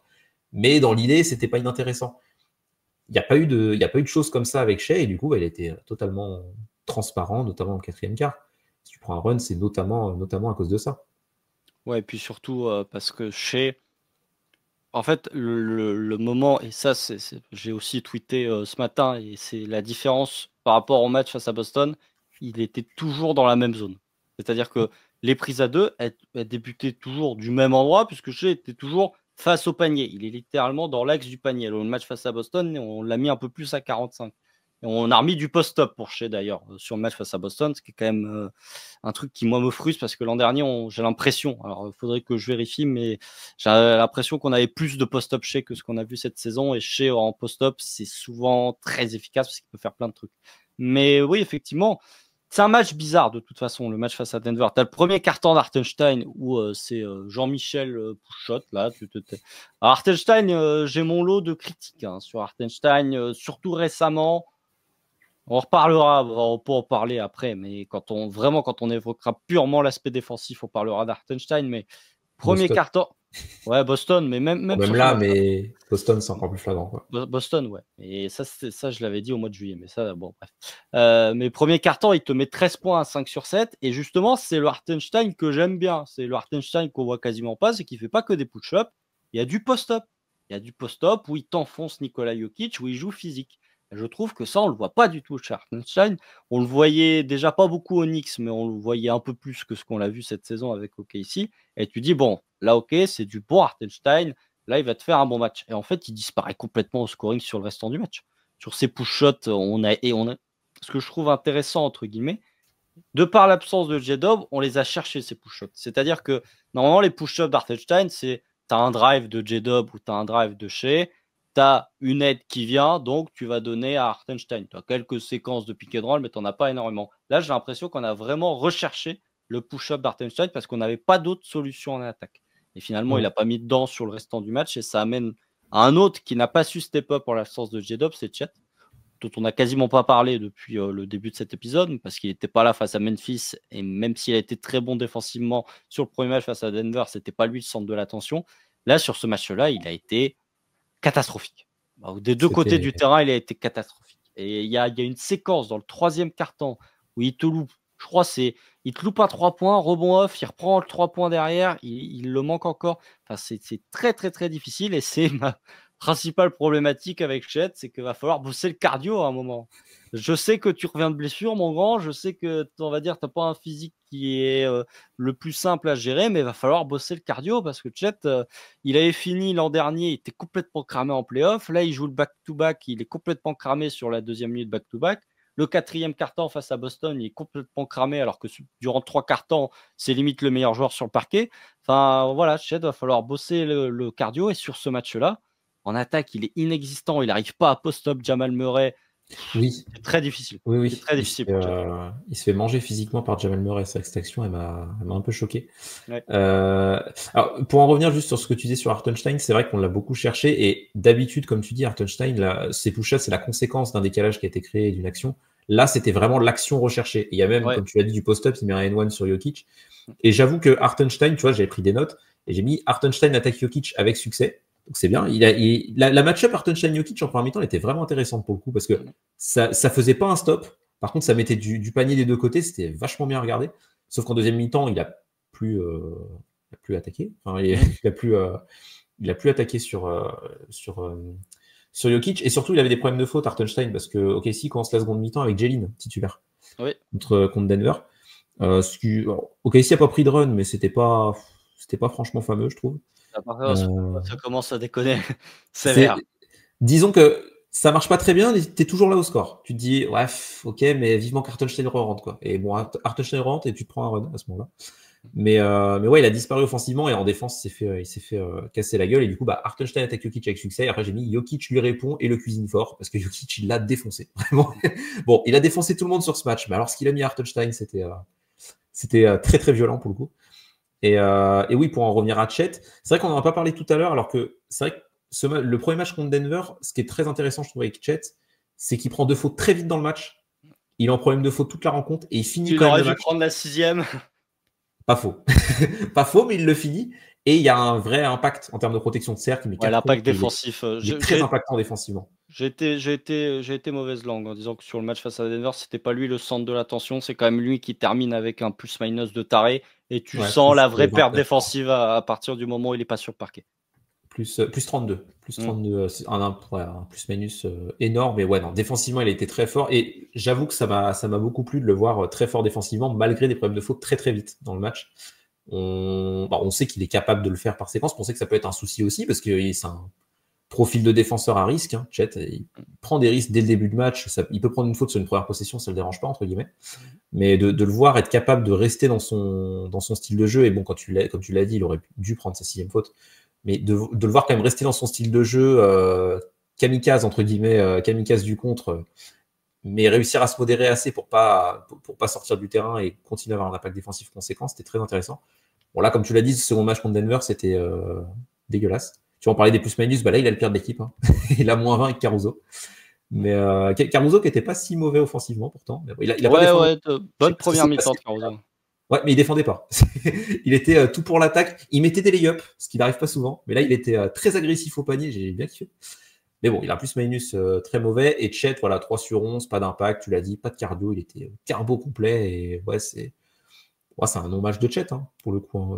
Même défensivement, vu qu'il était carbo, pas beaucoup d'impact aussi. Ouais, non, c'est dommage parce que cette line-up à 2 grands, Chet, Hartenstein, je trouve que c'est une bonne option face à Denver pour s'adapter face à Jokic. Et Mark Daigneault a l'air de penser ça aussi parce qu'il joue pas mal avec 2 grands, du coup. Il y a du Jalen qui a eu des minutes, notamment. Mais là, sur ce second match contre Denver, on ne l'a pas vu très, très à son avantage, cette line-up à 2 grands, parce que Hartenstein ne défendait pas et parce que Chet mettait plus un pied dans l'autre parce qu'il était carbo complet. Donc, ouais, c'est un match, c'est un des moins bons matchs de Chet de l'année. Bon, il n'en a pas joué beaucoup, tu me diras. Mais oui, c'était pas franchement dingue. Et heureusement qu'il y a le match contre Boston après, dont on parlera, qui un poil mieux. Oui, et puis surtout, pourquoi Chet et Hartenstein se font démolir par Nikola Jokic sur le deuxième match par rapport au premier? C'est parce que Denver l'a beaucoup plus mis en mouvement. C'est-à-dire, tu avais des pauses d'écran pour lui, il y avait beaucoup d'actions, il y avait beaucoup de séquences où, en fait, Nikola Jokic, tu le mettais déjà avec un demi-espace qui était créé parce que tu avais une pause d'écran et du coup, ça lui permettait de tenter des tirs à 3 mètres. C'est des tirs que Jokic loupe très rarement, on va être très honnête. Mais c'est peut-être la pire performance défensive du Thunder de toute la saison. C'est à partir du moment où J-Dub se blesse, tu fais plus rien. Mais comme tu avais déjà pris l'eau défensivement sur ta première défaite face à Denver, on se rappelle qu'était la première défaite de la saison d'OKC. Et voilà, moi je vous ai retrouvé la stat. Denver tire à plus de 60% au tir sur le match, tire à plus de 56% à 3 points. Depuis 15 ans, les équipes qui tirent à plus de 60% au tir et 56% à 3 points, elles ont un bilan de 309 victoires pour 14 défaites. Donc ça arrive pas souvent qu'elles perdent un match quand tu joues aussi bien offensivement. Donc c'est entre guillemets normal qu'OKC se fasse éclater. Jamal Murray a été très bon. Autant Lou Dort défensivement fait son match, autant défensivement, ils ont tous ils ont essayé. Cason Wallace, Lou Dort, il y a même eu un peu de Shea, il y a eu un peu d'Aaron Wiggins. Personne n'a réussi à stopper Jamal Murray, qui en plus de ça a réussi à provoquer des lancers francs. Là, pour le coup, Jamal Murray, autant il a été inexistant sur le premier match face à OKC, autant sur le deuxième, il a été incroyable. Et puis, avant de partir sur le gros dossier des 3 points qui ont été laissés ouverts dans les corners, la stat, encore une fois, on y revient. Le fil rouge. Le fil rouge. Il me plaît le fil rouge, Constant. J'aime bien cette initiative. Le fil rouge, Denver, 98e centile sur le jeu de transition sur ce match-là. Donc, ils font mieux que 98% de toutes les équipes sur la saison régulière cette année. Donc, c'est 200 points pour 100 possessions. Dis-toi, leur jeu de transition sur ce match-là. C'est pas mal. C'est panier, quoi. Ouais, c'est panier. C'est un bon rythme. Punition à chaque fois, quoi. Voilà, c'est punition à chaque fois. Mais on arrive sur le gros sujet, le sujet des 3 points. Bon, les Nuggets terminent à 18 sur 32 à 3 points, terminent à 12 sur 17 à 3 points en deuxième mi-temps. Ils terminent même à 12 sur 16, parce qu'il y en a un qui est tenté dans le garbage, je ne le compte même pas. Donc, ils ont été totalement en feu. Et c'est là où je ne suis pas totalement d'accord avec toi, Tom. C'est que, pour en avoir discuté avec quelques fans de Denver aussi, en fait, Peyton Watson et Russell Westbrook, c'est des bons shooters dans les corners cette année. C'est-à-dire que Westbrook est à 45%, Peyton Watson est à 44%. Et c'est là où je me dis, en fait, tu as laissé des bons shooters dans les corners. Alors oui, Denver tire à 9 sur 12 dans les corners sur ce match-là. Bon, c'est pas tout le temps que ça va arriver, on va être très honnête. Mais tu vois, je me dis que tu as une séquence, c'est en première mi-temps, où tu as Westbrook qui est dans le corner. Le défenseur le plus proche de lui, c'est Shea. Shea, il ne le calcule pas du tout. Limite, il va pour défendre le joueur qui potentiellement aurait été sujet à une extra passe de Westbrook. Donc il ne le calcule pas du tout. Il met ficelle. Ok, sur le premier match, ça n'a pas marché, mais sur le deuxième, Russ, cette année, il tire bien dans les corners à 3 points, il tire à 44%. Donc, c'est sanction immédiate. Tu as des 3 points, tu peux rien faire. On va être très honnête, en deuxième mi-temps, il y a des 3 points, tu peux rien faire. Il y a Jalen Pickett qui te met une piquette, c'est le cas de le dire. Tu as Peyton Watson qui te met des 3 points contestés et qui après vient trash-talker le banc. Alors voilà, il y a une part aussi de variance à 3 points. OKC prend plus de bangers à 3 points depuis le retour de break que ce qu'elle a pris en début de saison. En même temps, si vous prenez avant le break, OKC est une des équipes qui concède le plus de 3 points wide open, tout en ayant la meilleure efficacité adverse. C'est-à-dire que les adversaires loupaient énormément les 3 points wide open face à OKC. C'est pas le cas, depuis le retour de break, tu contestes plus de tirs, mais par contre, tu les prends plus. Donc, c'est un petit peu de réajustement au niveau des pourcentages au tir. Mais sur cet aspect-là, je trouve qu'il y a un peu de surchauffe. Il y a même beaucoup de surchauffe, mais tu as quand même laissé beaucoup de bons shooters dans leur meilleur spot. C'est un peu le PJ Washington, la version PJ Washington face aux Nuggets, quoi. Ouais. Là où je peux te rejoindre, c'est par rapport au fait de laisser des mecs ouverts dans les corners, parce que c'est là où on a perdu la série contre Dallas l'an dernier. Donc ça serait con de refaire la même erreur. Par contre, les pourcentages dans les corners, je sais pas, tout dépend du volume. J'avoue que j'ai pas les stats de volume de tir de Peyton Watson et Russell Westbrook dans les corners. Mais disons que ce genre de truc, ça me fait souvent penser à la saison à 40% à 3 points d'Earl Jones, où il rentrait tous ses tirs, les mecs le calculaient pas. Et il y a un moment donné où ils se sont mis à le calculer, il continuait de les rentrer d'ailleurs, il avait fait une très bonne saison cette saison-là, mais c'était un one-shot, et il avait des bons pourcentages parce que la plupart des tirs qu'il prenait étaient totalement wide open. Enfin, pour moi, au vu de la match-up que tu as, enfin, tu peux pas laisser même Christian Brown, qui a progressé à 3 points, Christian Brown, même un mec comme ça, tu peux pas le laisser ouvert. Bon, Michael Porter Jr., Jamal Murray, évidemment que tu les laisses pas ouverts, mais tu vois que Pickett, Watson et Westbrook soient les mecs qui t'enterrent à 3 points, c'est pas le truc qui me dérange le plus, si tant est qu'ils soient très efficaces dans les corners cette année, parce que ça reste quand même enfin, ils vont pas prendre 7 ou 8 tirs à 3 points dans les corners. C'est le volume. Ouais, c'est le volume. C'est surtout qu'il soit efficace, ok, mais tu as pris de l'efficacité sur un gros volume. Ouais, mais tu vois, dont tu parles l'action, c'est vrai que il y avait un tir, je crois que c'est un tir aussi de Westbrook dans le corner où il le met, mais je crois que Lugensdort il vient contester, tu vois. Il est un peu loin parce que c'est le tir qu'on laisse ouvert entre guillemets, mais il vient quand même un minimum le contester. Ouais, ça, ce genre de tirs ouverts, pas les tirs grands ouverts. Quoi. Voilà, mais l'action dont tu parles avec Shea qui ne calcule même pas, là ça me dérange un peu plus. L'autre action où tu dis Peyton Watson trash talk le banc d'OKC, c'est une action où il récupère le rebond offensif, si je dis pas de bêtises, Peyton Watson. Il vient gratter le ballon, il ressort la balle à un coéquipier, le coéquipier lui redonne, et en fait, t'as aucun défenseur d'OKC déjà qui s'est battu au rebond, et qui en plus vient monter sur lui dans le corner. Ça me dérange un peu plus. Mais c'est pas tant le fait qu'il y ait un 3 points dans le corner. Si le 3 points dans le corner, c'était, t'as bien défendu, le choix que t'as fait, c'est que Peyton Watson, il dégaine dans le corner, il te le met. Bon, c'est comme ça arrive, il faut bien qu'ils mettent des paniers en face. Mais dans ce genre d'action où tu laisses une possession en plus et tu viens pas faire l'effort pour monter sur lui, là, ça me dérange un peu plus. Et je trouve que c'est un peu plus ce qu'on a vu dans ce match-là. C'est pour ça que je trouve la stat dont tu parles des points encaissés par transition depuis le début du podcast, je la trouve pertinente encore plus sur ce match-là. Bon, déjà, c'est parce qu'OKC a pris la sauce en transition, mais aussi parce qu'il y a eu un manque de combativité défensive, je trouve. Parce que Degnaut a essayé de ralentir le jeu des Nuggets aussi. Avec le remplaçant Dion Jones qui n'est jamais rentré. J'ai pas la rêve de celui-là. Parce que j'ai vu Dion Jones debout. Mais t'as pas la rêve? Il en a parlé en conf de presse. Alors bon, c'est long à expliquer. Bon, cet épisode est déjà trop long. On n'a pas encore fait le match face à Boston. Mais en gros, il mettait en fait quand tu mets, t'avais tout le premier quart-temps, t'avais Dion Jones qui était prêt à rentrer. Et quand t'as un stoppage, donc quand t'as un arrêt de jeu, soit avant de remettre la balle, etc., les arbitres sont obligés d'arrêter le jeu pour voir si le joueur rentre en fait. Ah, j'avoue que j'avais pas la raison pourquoi je voyais Dion Jones debout tout le temps. Eh ben justement, c'était pour ça, c'était pour ralentir le jeu parce que Denver, au goût de Mark Daigneault, remettait la balle trop vite et Jokic est très bon justement pour remettre la balle en jeu très rapidement et créer du jeu de transition. Donc ça permettait de ralentir le tempo. Sauf qu'au bout d'un moment, il s'est pris une technique pour delay of game. Ça n'a pas marché. Et du coup, je pense que le fait d'en avoir parlé aussi en conférence de presse et le fait d'avoir dévoilé son game plan, ça va très vite avoir une petite règle qui va empêcher ce cas-là d'arriver. Mais voilà, le sub Dillon Jones qui n'est jamais rentré, c'était pour ralentir la cadence, pour justement freiner soit le jeu de transition ou en tout cas ralentir un petit peu la pace parce que les Nuggets jouent très vite. Ça n'a pas marché. Non. On peut le dire, ça n'a pas marché. Mais oui, sur ce match-là, c'est le match où tu défends très clairement le moins bien, d'assez loin, et tu prends une sauce terrible. Enfin, voilà, moi, ce qui m'a plus dérangé au-delà des tirs dans le corner, c'est le manque de combativité d'OKC. Tu vois, je disais Caruso, il a fait un bon match offensivement, par contre, en défense, bon, c'était compliqué. C'était compliqué, Caruso. C'était Caruso, fin de son contrat à 80 millions sur 4, là, quand il sera vieux et qu'il mettra plus, qu'il courra plus, là. C'était, je l'ai rarement vu peu défendre comme ça. Et bon, toute l'équipe défendait pas, pour le coup. Donc, ouais, non, on a pris une sauce. Voilà, oui, on a pris une sauce. Jokic, 35-18-8. J'aime bien les digicodes comme ça.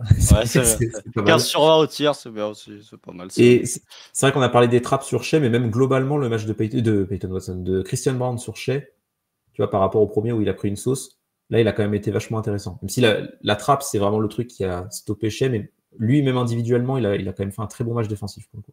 Ouais, je suis d'accord. Et puis, tu vois, tu parlais pour conclure un petit peu sur ce match-là, un point.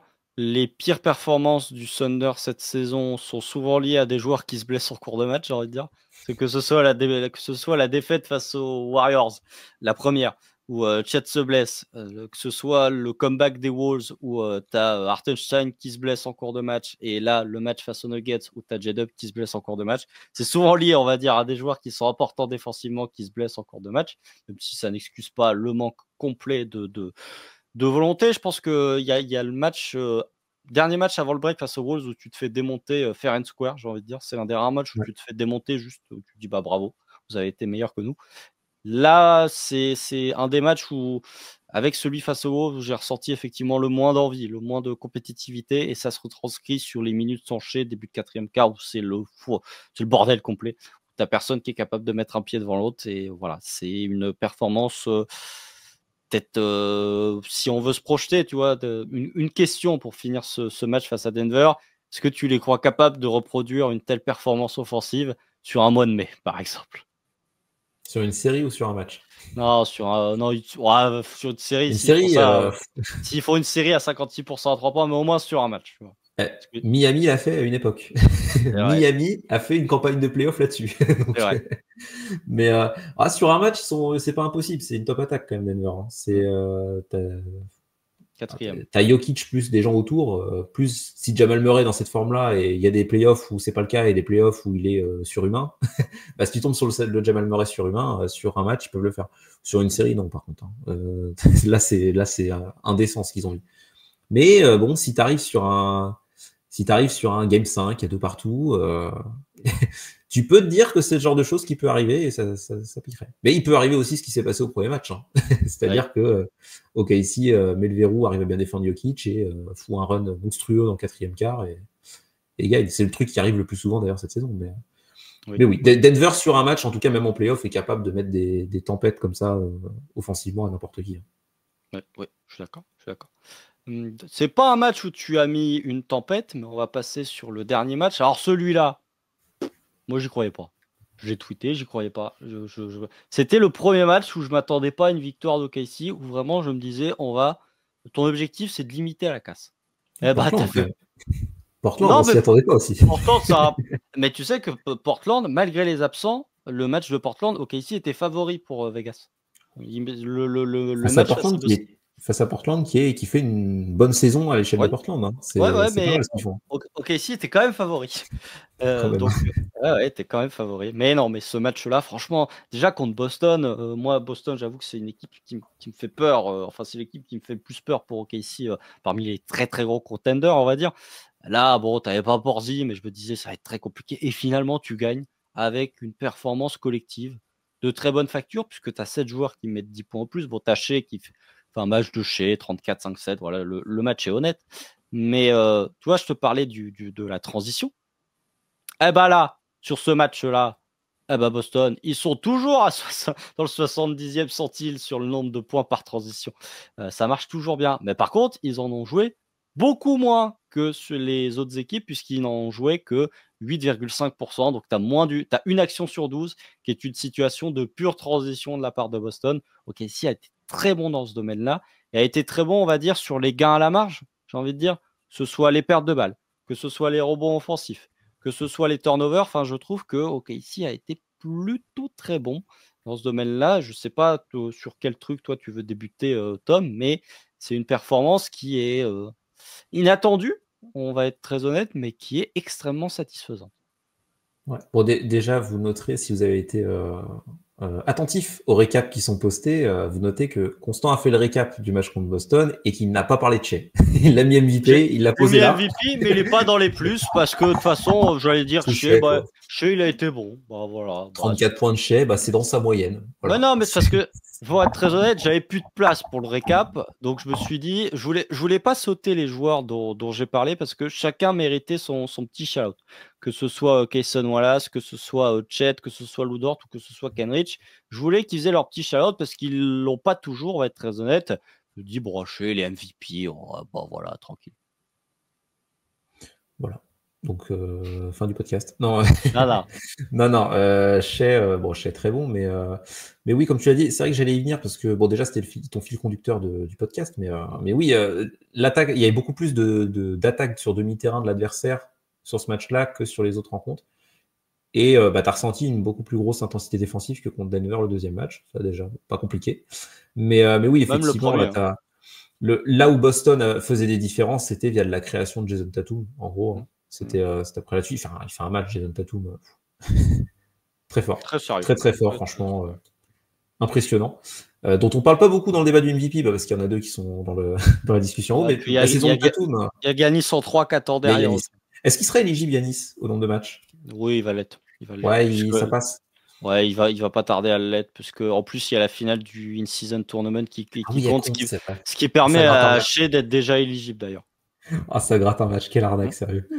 Mais il compte pas dans les faits, mais il compte pas pour la saison régulière, mais il compte pour les bilans pour les éligibilités au trophée de fin de saison. Ça n'a aucun sens, vraiment. Mais enfin, Tatum fait une grosse saison, et là, c'est vrai qu'il fait un top match, mais en tout cas, l'attaque de Boston a beaucoup passé par de la création de Jayson Tatum, pas trop par de la création de Jaylen Brown, parce qu'on va parler du match de Cason Wallace. De l'autocréation pour Jaylen Brown. Et Cason Wallace. C'est ça que j'aime bien Cason Wallace. Mais oui, ce match-là contre Boston était très intéressant, parce qu'en plus, tu n'avais pas J-Dub, donc c'est vrai là, pour le coup, je sais pas si tu as regardé les côtes de Vegas à ce moment-là, je pense pas qu'on était favori. Non, Boston était favori. À Boston, sans J-Dub qui vient de se blesser, pas sûr. Non, Boston était favori, c'est sûr. Mais pourtant, c'est bien passé. Et première chose à noter, c'est qu'OKC n'a pas reconduit sa line-up à devant, parce que match-up différente. Et c'est là où je me dis qu'il faudra pas trop s'avancer sur une line-up d'OKC qui sera 5 majeurs pour tous les playoffs, parce que Daigneault va s'adapter. Et là, il s'est plutôt bien adapté en mettant Aaron Wiggins dans le rôle de J-Dub, du coup. Spoiler. Ça a bien marché, il a envoyé de la brique comme J-Dub. Ouais, il a pas provoqué de lancer. Voilà, J-Dub de janvier. Ouais. Mais ouais, non, il a mis Aaron Wiggins, et surtout il a mis Cason Wallace dans le 5 à la place d'Hartenstein. J'avoue que j'adore Cason Wallace dans le 5, honnêtement. Mais j'avoue que c'est ma line-up préférentielle. Bon, J-Dub à la place de Wiggins, hein. Mais Cason Wallace dans le 5, sauf match-up où tu as besoin de t'adapter, genre Denver, j'aime bien l'idée de mettre Hartenstein. Voilà, en gros. Ou alors Cleveland. Ouais, Cleveland, ouais. C'est pas mal comme idée. Mais contre Boston, qui joue pas, en plus ils n'avaient pas Porzingis, donc qui joue pas avec un pivot dominant, même si alors Ford, il a fait un match. Les pick and pop, défensivement, voilà, mais offensivement, s'il passe, il rentre ses 3 points sur les pick and pop, il met combien de points? Il met sa vingtaine. Hein. Ouais, mais par 18. Contre, il met tout en première mi-temps, par contre. Hein. Le fin de match, il est carbo. Ah oui, Chet Holmgren dans 10 ans. Mais dans 15 d'ailleurs, parce qu'à Ford, ça commence à taper. Mais il y a un bon niveau d'ailleurs pour un mec de 38 ans. Comme ça. Ouais, 38 ans, il s'est bien retapé cette année après une saison plus compliquée l'an dernier. Ouais, on parle beaucoup de LeBron parce qu'il est lunaire, mais tout bêtement, alors force qui fait 38 ans, c'est quand même pas dégueulasse non plus. Hein. Mais ouais, non, match super contre Boston, une des meilleures victoires de l'année. Bon, il y a le match contre Cleveland qui existe, donc ça peut pas être la meilleure, mais. Oui, puis il y a le premier match contre Boston. Le premier match contre Boston. Les matchs contre Boston, j'avoue qu'une finale Thunder Celtics, je sais pas si je suis d'accord avec toi sur le fait que c'est la match-up qui me fait le plus peur. Je débat parce que Cleveland ou Boston, je sais pas trop qui serait le plus dur à affronter dans une potentielle finale NBA. J'avoue que moi, Cleveland me fait un peu moins peur.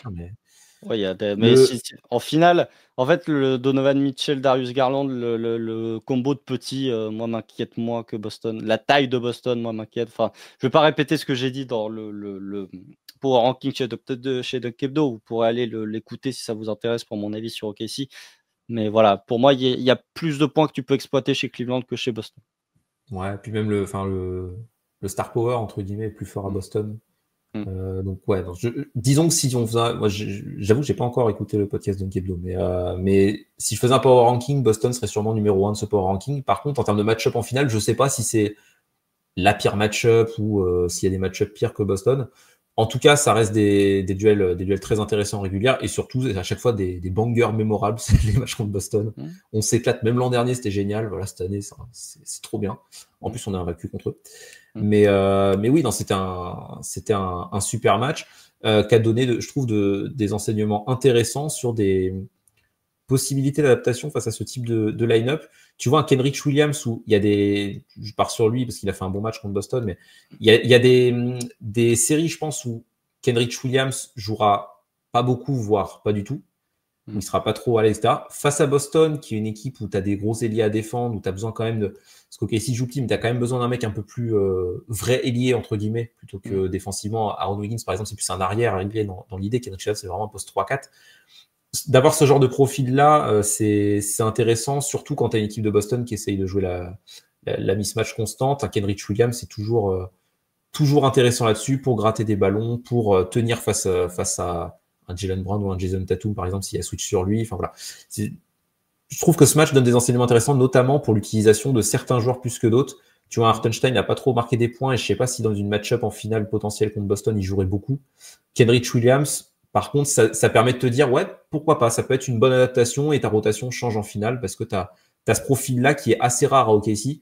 Tu as même eu sur ce match contre Boston du Ousmane Dieng, qui n'a pas été ridicule, honnêtement. Il avait joué un peu contre Memphis, c'était pas mal aussi. D'ailleurs, les dernières entrées de Ousmane Dieng sont pas mauvaises. Je pense pas qu'il jouera en playoff, hein, mais c'est toujours intéressant à voir et c'est surtout intéressant de voir les adaptations proposées par Daigneault. Le fait qu'il mette même du Ousmane Dieng, ça se voit qu'il a envie de mettre un peu plus de taille sur l'aile. Donc voilà, ce genre de match-up contre une équipe comme Boston reste intéressant parce que je sais pas trop qui à l'Ouest pourrait correspondre en termes de match-up. Parce Minnesota. Que Minnesota, ouais, potentiellement. Et encore parce qu'ils ont un poste 4 très. Enfin, Julius Randle, c'est pas la même chose que Tatum physiquement. Même Ouais, mais ils ont beaucoup d'ailiers de puissance, mais ouais, c'est ça, avec leurs ailiers, c'est vrai que ça peut correspondre un peu. Voilà, c'est intéressant. Et puis Kenrich Williams, ça fait un bon match. Donc ouais, j'ai bien aimé cet affrontement par rapport à ça. J'avais besoin d'être rassuré aussi par rapport à Kenrich Williams, où je voyais des sorties difficiles plutôt récemment. Là, c'était très intéressant. C'est un super match de sa part et je vais te laisser continuer parce que je suis dans un tunnel énorme sur Kenrich là, avec sa coupe qui me rend dingue encore. Non, mais ça, elle est bien. Mais c'est rigolo, si tu vois les gens qui découvrent, enfin, qui ont découvert le Thunder sur le match face aux Nuggets. Alors, la coupe de Kenrich, ça fait 2 ans qu'elle est comme ça. Ce serait peut-être temps de la découvrir. Mais l'an dernier, il l'avait rasé. Non, il avait toujours la petite merdouille. Mais il y a un moment où il avait rasé, et je crois que c'était un de ses pires passages que j'ai vu à OKC, quand il avait plus de mulet. Je sais pas, mais pour moi, il a toujours, enfin là, c'est pas vraiment le mulet, il a toujours la petite merdouille derrière là. Ouais, c'est un genre de, ouais, c'est bizarre. C'est plus vraiment un mulet, enfin bref. J'arrive pas à comprendre. Mais ce que j'ai bien aimé sur le match face à Boston, tu vois, tu parlais du fait d'Ousmane Dieng, etc. Daigneault, là, sur les rotations, il a fait tu joues 38 minutes, Lu Dort, tu joues 39 minutes, on tourne à 8 en deuxième mi-temps. Ousmane Dieng, il me semble, il voit pas le parquet de la seconde mi-temps. Jenny est complètement. Il joue 6 minutes dans le second quart. Voilà. Dans les minutes s'enchaînent. D'ailleurs, je pense qu'il l'a mis pour avoir. Je sais pas s'il pensait à de la création d'Ousmane Dieng, mais tu vois, vu que tu n'avais pas de créateur vraiment, de bons créateurs sur le parquet, peut-être qu'il s'est dit mettre un gars qui est capable de lâcher des bonnes passes, etc., pour que le ballon circule bien. Je pense que c'était un peu l'idée, mais oui, il a joué à 8 en deuxième mi-temps, je suis d'accord, il y a eu des rotations très resserrées, et c'est bien, c'est le genre de match-up qui est fait pour. Hein. Ouais, et puis Jeline qui est pas dans la rotation non plus sur ce match-là. Enfin, Marc Daigneault, franchement, je sais plus quel match, je crois que c'est le premier face à Denver où il me saoule à remettre chez alors qu'il reste genre 4-30 soit en première mi-temps, soit en deuxième mi-temps. Il le fait revenir beaucoup trop tard. Là, il reste 8 minutes 30. Il est en mode, bon, vas-y, je torme. Dans le quatrième quart, il est en mode, vas-y, je tormais. Là, il n'y a pas de problème. Mais non, enfin, moi, ce que j'ai bien aimé sur ce match, c'est globalement la performance collective, même si, voilà, tu as parlé du fait qu'Al Ford et Jason Tatum avaient fait des gros matchs. Pourquoi ils font des gros matchs? Parce qu'ils ont systématiquement appliqué à Isaiah Hartenstein sur le pick and roll, on va être très honnête. Ou alors sur le pick and pop, hein, parce que sur le pick and pop, en première mi-temps, Hartenstein, il n'est pas sur le parquet, mais pourtant, Al Ford, il se retrouve avec des boulevards pour tirer à 3 points.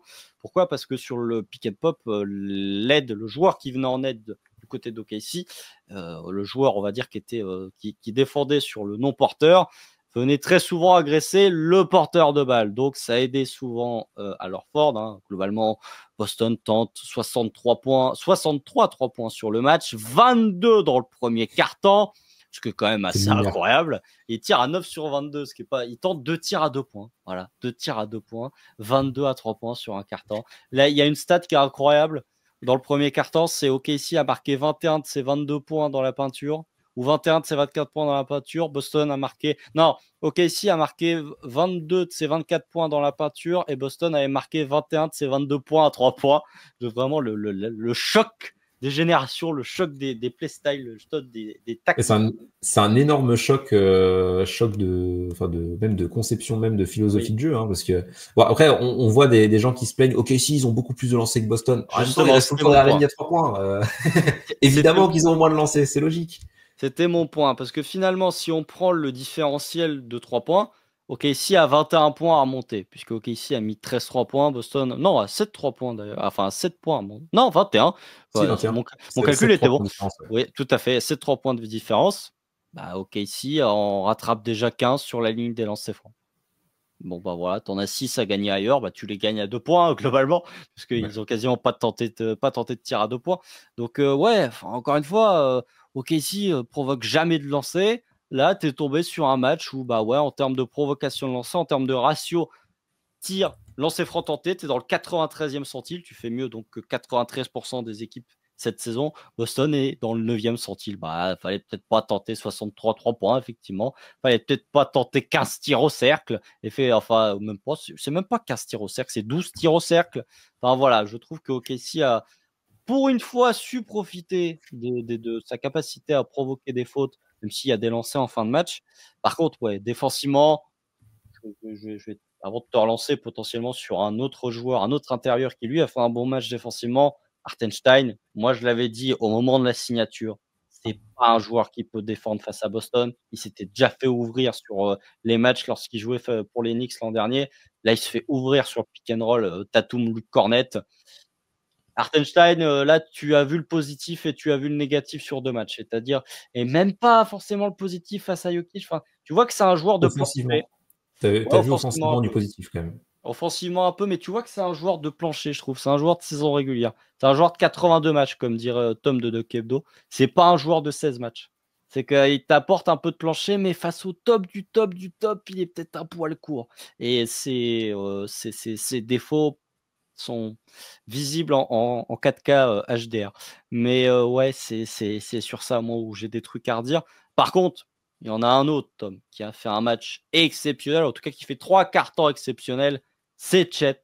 Incroyable, la performance de Chet. Lui, pour le coup, sur le pick and roll, il n'a rien laissé. Sur le pick and pop, il n'a pas laissé grand-chose. Et en attaque, il a dominé, vraiment dominé. Au rebond offensif, il était présent.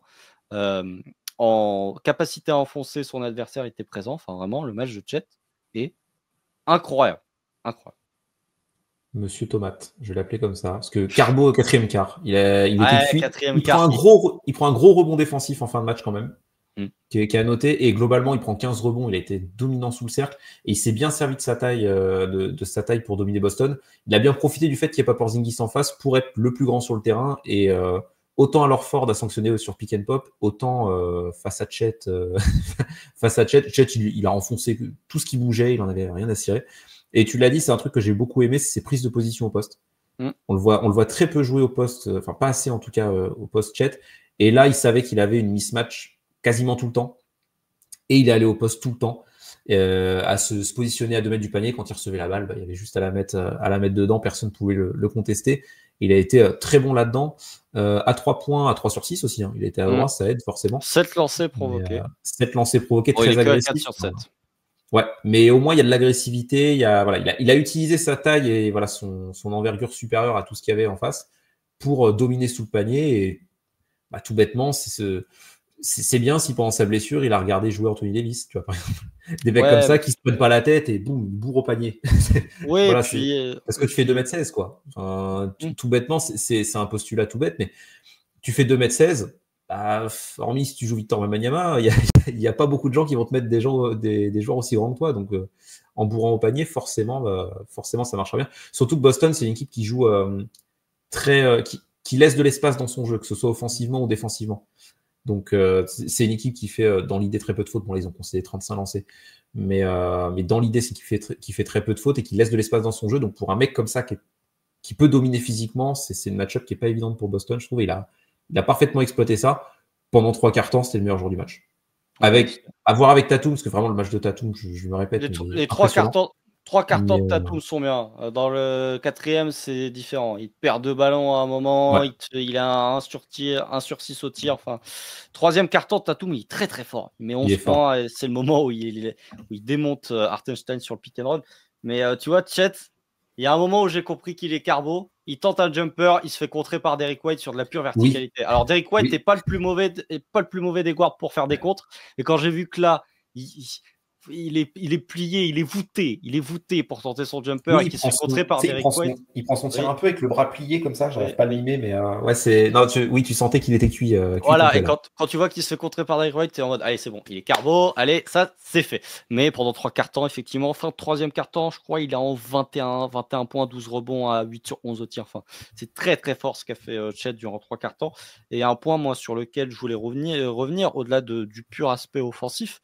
Là, on repart un petit peu sur du défensif, mais je trouve que OKC a su être très bon pour défendre sur les gros porteurs de balles de Boston. C'est-à-dire que, bon, il y a le cas de Jason Tatum qui est un cas un peu à part, mais tu vois, par exemple, chez le deuxième match face à Denver, défensivement, il roupille.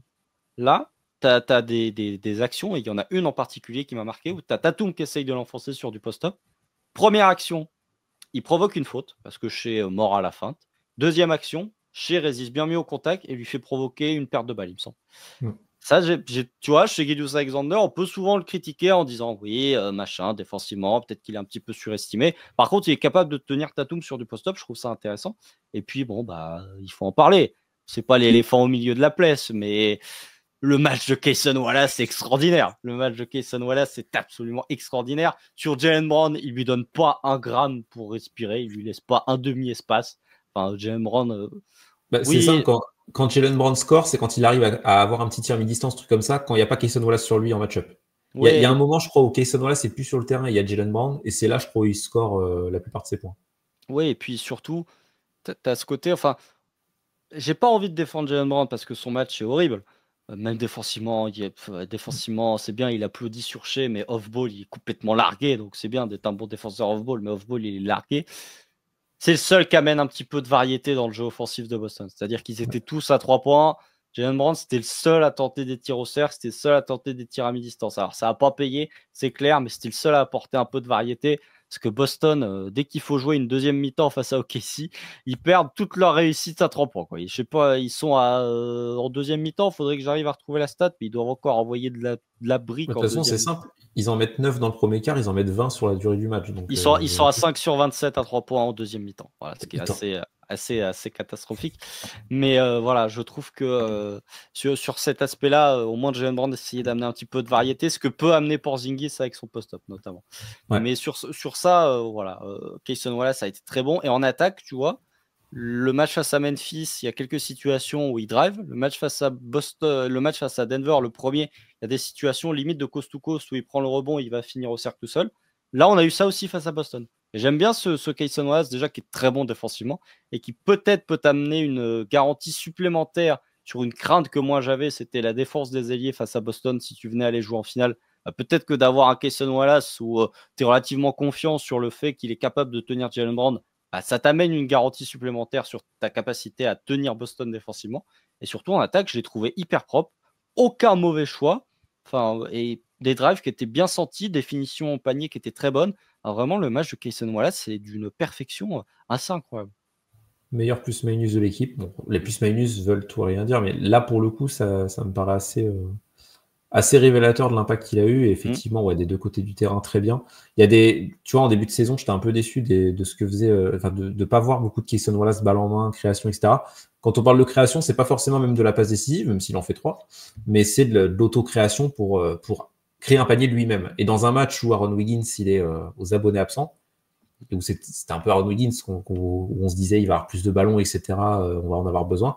Bah, c'est bien d'avoir un relais à côté, un Cason Wallace qui est propre, qui fait les bonnes actions et qui en plus d'avoir un gros impact défensif, est capable offensivement d'être un bon contributeur et de faire tourner l'attaque, quoi, de faire tourner l'attaque sur quelques séquences. Hein. Ce sera jamais un créateur principal, mais voilà, d'être capable d'être secondaire et de se créer son tir, son accès au cercle tout seul. C'est un vrai progrès qu'il a cette année. Parce que tu vois, on en parle souvent qu'il s'est beaucoup étoffé physiquement, même lui il en parle, mais on le constate évidemment défensivement, parce que pour tenir Jaylen Brown, alors que Cason Wallace, il a le gabarit d'un meneur à la base, c'est fort. Mais pour ses drives aussi, ça lui sert, parce que le défenseur, il peut pas lui mettre un coup d'épaule pour le bouger, ou enfin voilà, il peut enfoncer des mecs avec de la vitesse et de la puissance pour aller finir au cercle, et ouais, il se sert bien de ses progrès physiques pour gagner en efficience offensivement. Et tu vois, là où ça me va, c'est que je pense que Cason Wallace ne sera jamais un top shooter. Et donc, c'est bien qu'il ait une palette plus élargie offensivement, qu'il soit capable de rentrer des trois, mais aussi de finir au cercle. C'est la meilleure manière d'être un role player efficace dans une équipe qui joue le titre. Donc ouais, dans ce super match de Cason Wallace, c'est ce genre de choses qu'on veut voir en playoff, hein, pour le coup. Ouais, je suis d'accord. Tom, c'est l'objectif que je me fixe. On a moins de 10 minutes pour parler de 2 sujets. Le premier, Aaron Wiggins, catastrophique. Ouais, qui n'a pas réussi. Tiens, on va split comme ça. On va faire un truc. Aaron Wiggins, je vais faire Aaron Wiggins, soit tu vas faire les prises à 2 de chez Gilgeous-Alexander et pourquoi elles étaient différentes de celles du match face à Denver. Mais Aaron Wiggins qui a vraiment été très mauvais. On attendait à ce qu'il step up, il a pas step up du tout. Alors il a loupé des trucs qu'il met habituellement. Mais par contre, il a tenté des trucs qu'il tente pas habituellement. Et c'est aussi ce qu'on avait dit avec Pierre sur le précédent podcast, c'est que quand tu as de meilleurs défenseurs sur toi, c'est plus dur de faire ton bagage offensif. Et comme tu n'avais plus Jalen Williams pour être défendu par le deuxième meilleur défenseur adverse, bah c'était Tatum qui défendait Aaron Wiggins. J'allais dire Kyrie Irving, je ne sais pas pourquoi. Qui défendait. Je pense à Kyrie, évidemment. Bien sûr, terrible. Mais qui défendait Aaron Wiggins. Et c'est plus dur de marquer sur Aaron Wiggins que de marquer. Enfin, c'est plus dur pour Aaron Wiggins de marquer sur Jason Tatum que de marquer, je sais pas, sur. Je sais pas, j'en sais rien. Je sais pas, on n'a pas le temps. Sur Jack Laravia, tiens, allez. Mais non, mais enfin voilà, je trouve que. La même équipe. Non, mais tu vois, pour dire. Non, mais justement, pour dire sur le 4e défenseur ou le 6e défenseur d'une équipe moyenne, alors que là, tu es sur. Sam Hauser, on va dire. Allez. Voilà, ou sur Sam Hauser ou sur Peyton Pritchard. Enfin, voilà. Peyton Pritchard, d'ailleurs, qui permet à Isaiah Joe d'être sur parquet parce que du coup, quand tu as les minutes de Peyton Pritchard, tu as un joueur sur lequel Joe peut défendre, ce qui n'est pas le cas pour les minutes de Pritchard être sur le banc. Et ça s'annule, effectivement. Mais voilà, Aaron Wiggins, ça a été très difficile. 0 sur 9 au tir, il joue 20 minutes. Moi, je retiendrai juste qu'il a tenté des trucs qu'il n'a pas l'habitude de tenter et c'est peut-être là où tu vois que il est bien en joker, en 3e ou 4e option quand il n'est pas défendu par le meilleur défenseur adverse, mais ce ne sera pas une option vraiment fiable comme peut l'être J-Dub en tout cas. Voilà. Oui, sur cet aspect. Il ne sera pas titulaire, je pense. Je trouve que tu as un bon équilibre à trouver en ayant 2 dynamiteurs en sortie de banc. Tu as ton dynamiteur défensif, Caruso, et Wiggins, c'est un peu le dynamiteur offensif. Capable de... Parce que Joe, c'est compliqué de le mettre dans ce rôle-là parce que c'est quasi exclusivement du shoot, quoi. Là où Wiggins, il peut se créer son tir, etc. Mais oui, il sera pas titulaire 40 minutes en playoff, Wiggins, c'est sûr. Ouais. C'est bien, de toute façon, on l'attend en sortie de banc à 20-25 minutes, quoi. Ouais. Et oui, là, on l'a vu, il y a des limites. On l'a vu même sur la série de matchs globalement, parce que les 2 contre Denver sont pas très bons aussi. Voilà, c'est un costume trop grand pour lui, et bon, en même temps, c'est un fin de second tour qu'on n'attendait pas à ce niveau-là, donc voilà, je m'attendais pas à ce que Wiggins score 20 points contre Boston non plus, mais ouais, c'était un match très compliqué pour lui. Tom, les double teams sur chez Gilgeous-Alexander, c'était bien mieux. Pourquoi c'était mieux? Rappelez en quelques mots. En quelques mots, ils l'ont pas doublé à la médiane déjà, ouais. Ce qui est plus pratique. Il peut avancer un peu plus. Il a varié ses positions. Il drive pas que dans l'axe. Il a varié notamment à 45, etc. Un peu plus de fois, on cherchait près du panier. Et d'ailleurs, en fin de match, il a été défendu par Peyton Pritchard. Voilà. Ouais, mais bien sûr, faut mettre un. Mais c'est connu que mettre un défenseur plus petit que chez, ça marche à chaque fois. Non, ça bien marche sûr. Jamais. Les meilleurs profils, c'est pas Herb Jones, c'est pas des mecs comme ça. C'est pas Tatum, c'est des plus petits. Comme ça, il peut bien leur tirer dessus, il peut bien les enfoncer. Ouais, non, j'ai pas compris ce choix, mais oui, là, les double teams ont été mieux négociés, plus d'envie de s'en sortir que contre Denver. Contre Denver, il s'est laissé aller. Là, il était plus agressif, il avait plus envie de jouer. Comme dit, il n'était pas pris à la médiane, donc déjà, il avait un peu plus de temps pour remonter la balle. Donc, oui. Ouais, ça s'est mieux passé et voilà, c'est bien, il apprend de ses erreurs, c'est cool. Oui, tout à fait. Bon, pas grand chose à rajouter. On a déjà fait très très long sur cet épisode. Merci à vous de nous avoir écoutés. Merci à toi, Tom, pour cet épisode. J'espère qu'on a été exhaustif. Je pense qu'il y a peu de choses qu'on a oubliées sur les 4 matchs. Il manque toujours des petits trucs, mais on a été assez exhaustif sur ces 4 matchs. Donc, bien sûr, si vous avez aimé ce qu'on a fait, n'hésitez pas à vous abonner, n'hésitez pas à lâcher des petits pouces, n'hésitez pas à lâcher quelques commentaires sur votre ressenti, un petit peu pour nous donner votre ressenti sur ces 4 matchs du Thunder, pour nous dire si vous êtes d'accord ou pas d'accord avec certains points qu'on a évoqués durant ce podcast. Abonnez-vous partout, allez follow la chaîne sur Twitch, suivez-nous sur Twitter, sur Instagram, 5 étoiles sur les plateformes de podcast quand c'est possible de noter, partagez auprès de tous les gens qui pourraient être intéressés. Merci encore une fois pour votre soutien. Et puis là, on rentre dans plus que la dernière ligne droite là. Bon, la saison régulière pour le Thunder se calme un peu parce qu'il n'y a plus de gros adversaires. On va dire que nos podcasts d'ici les playoffs vont être orientés playoffs malgré tout. Étonnant. Et voilà, étonnant, mais voilà, comme on l'a dit, l'épisode tier list arrive très bientôt, en tout cas va arriver à un moment. Et puis d'ici là, portez-vous bien, continuez à regarder OKC parce que la saison n'est pas complètement terminée. Il reste que quelques records à aller chercher, peut-être un petit trophée individuel à aller chercher. Allez, à la prochaine. Salut.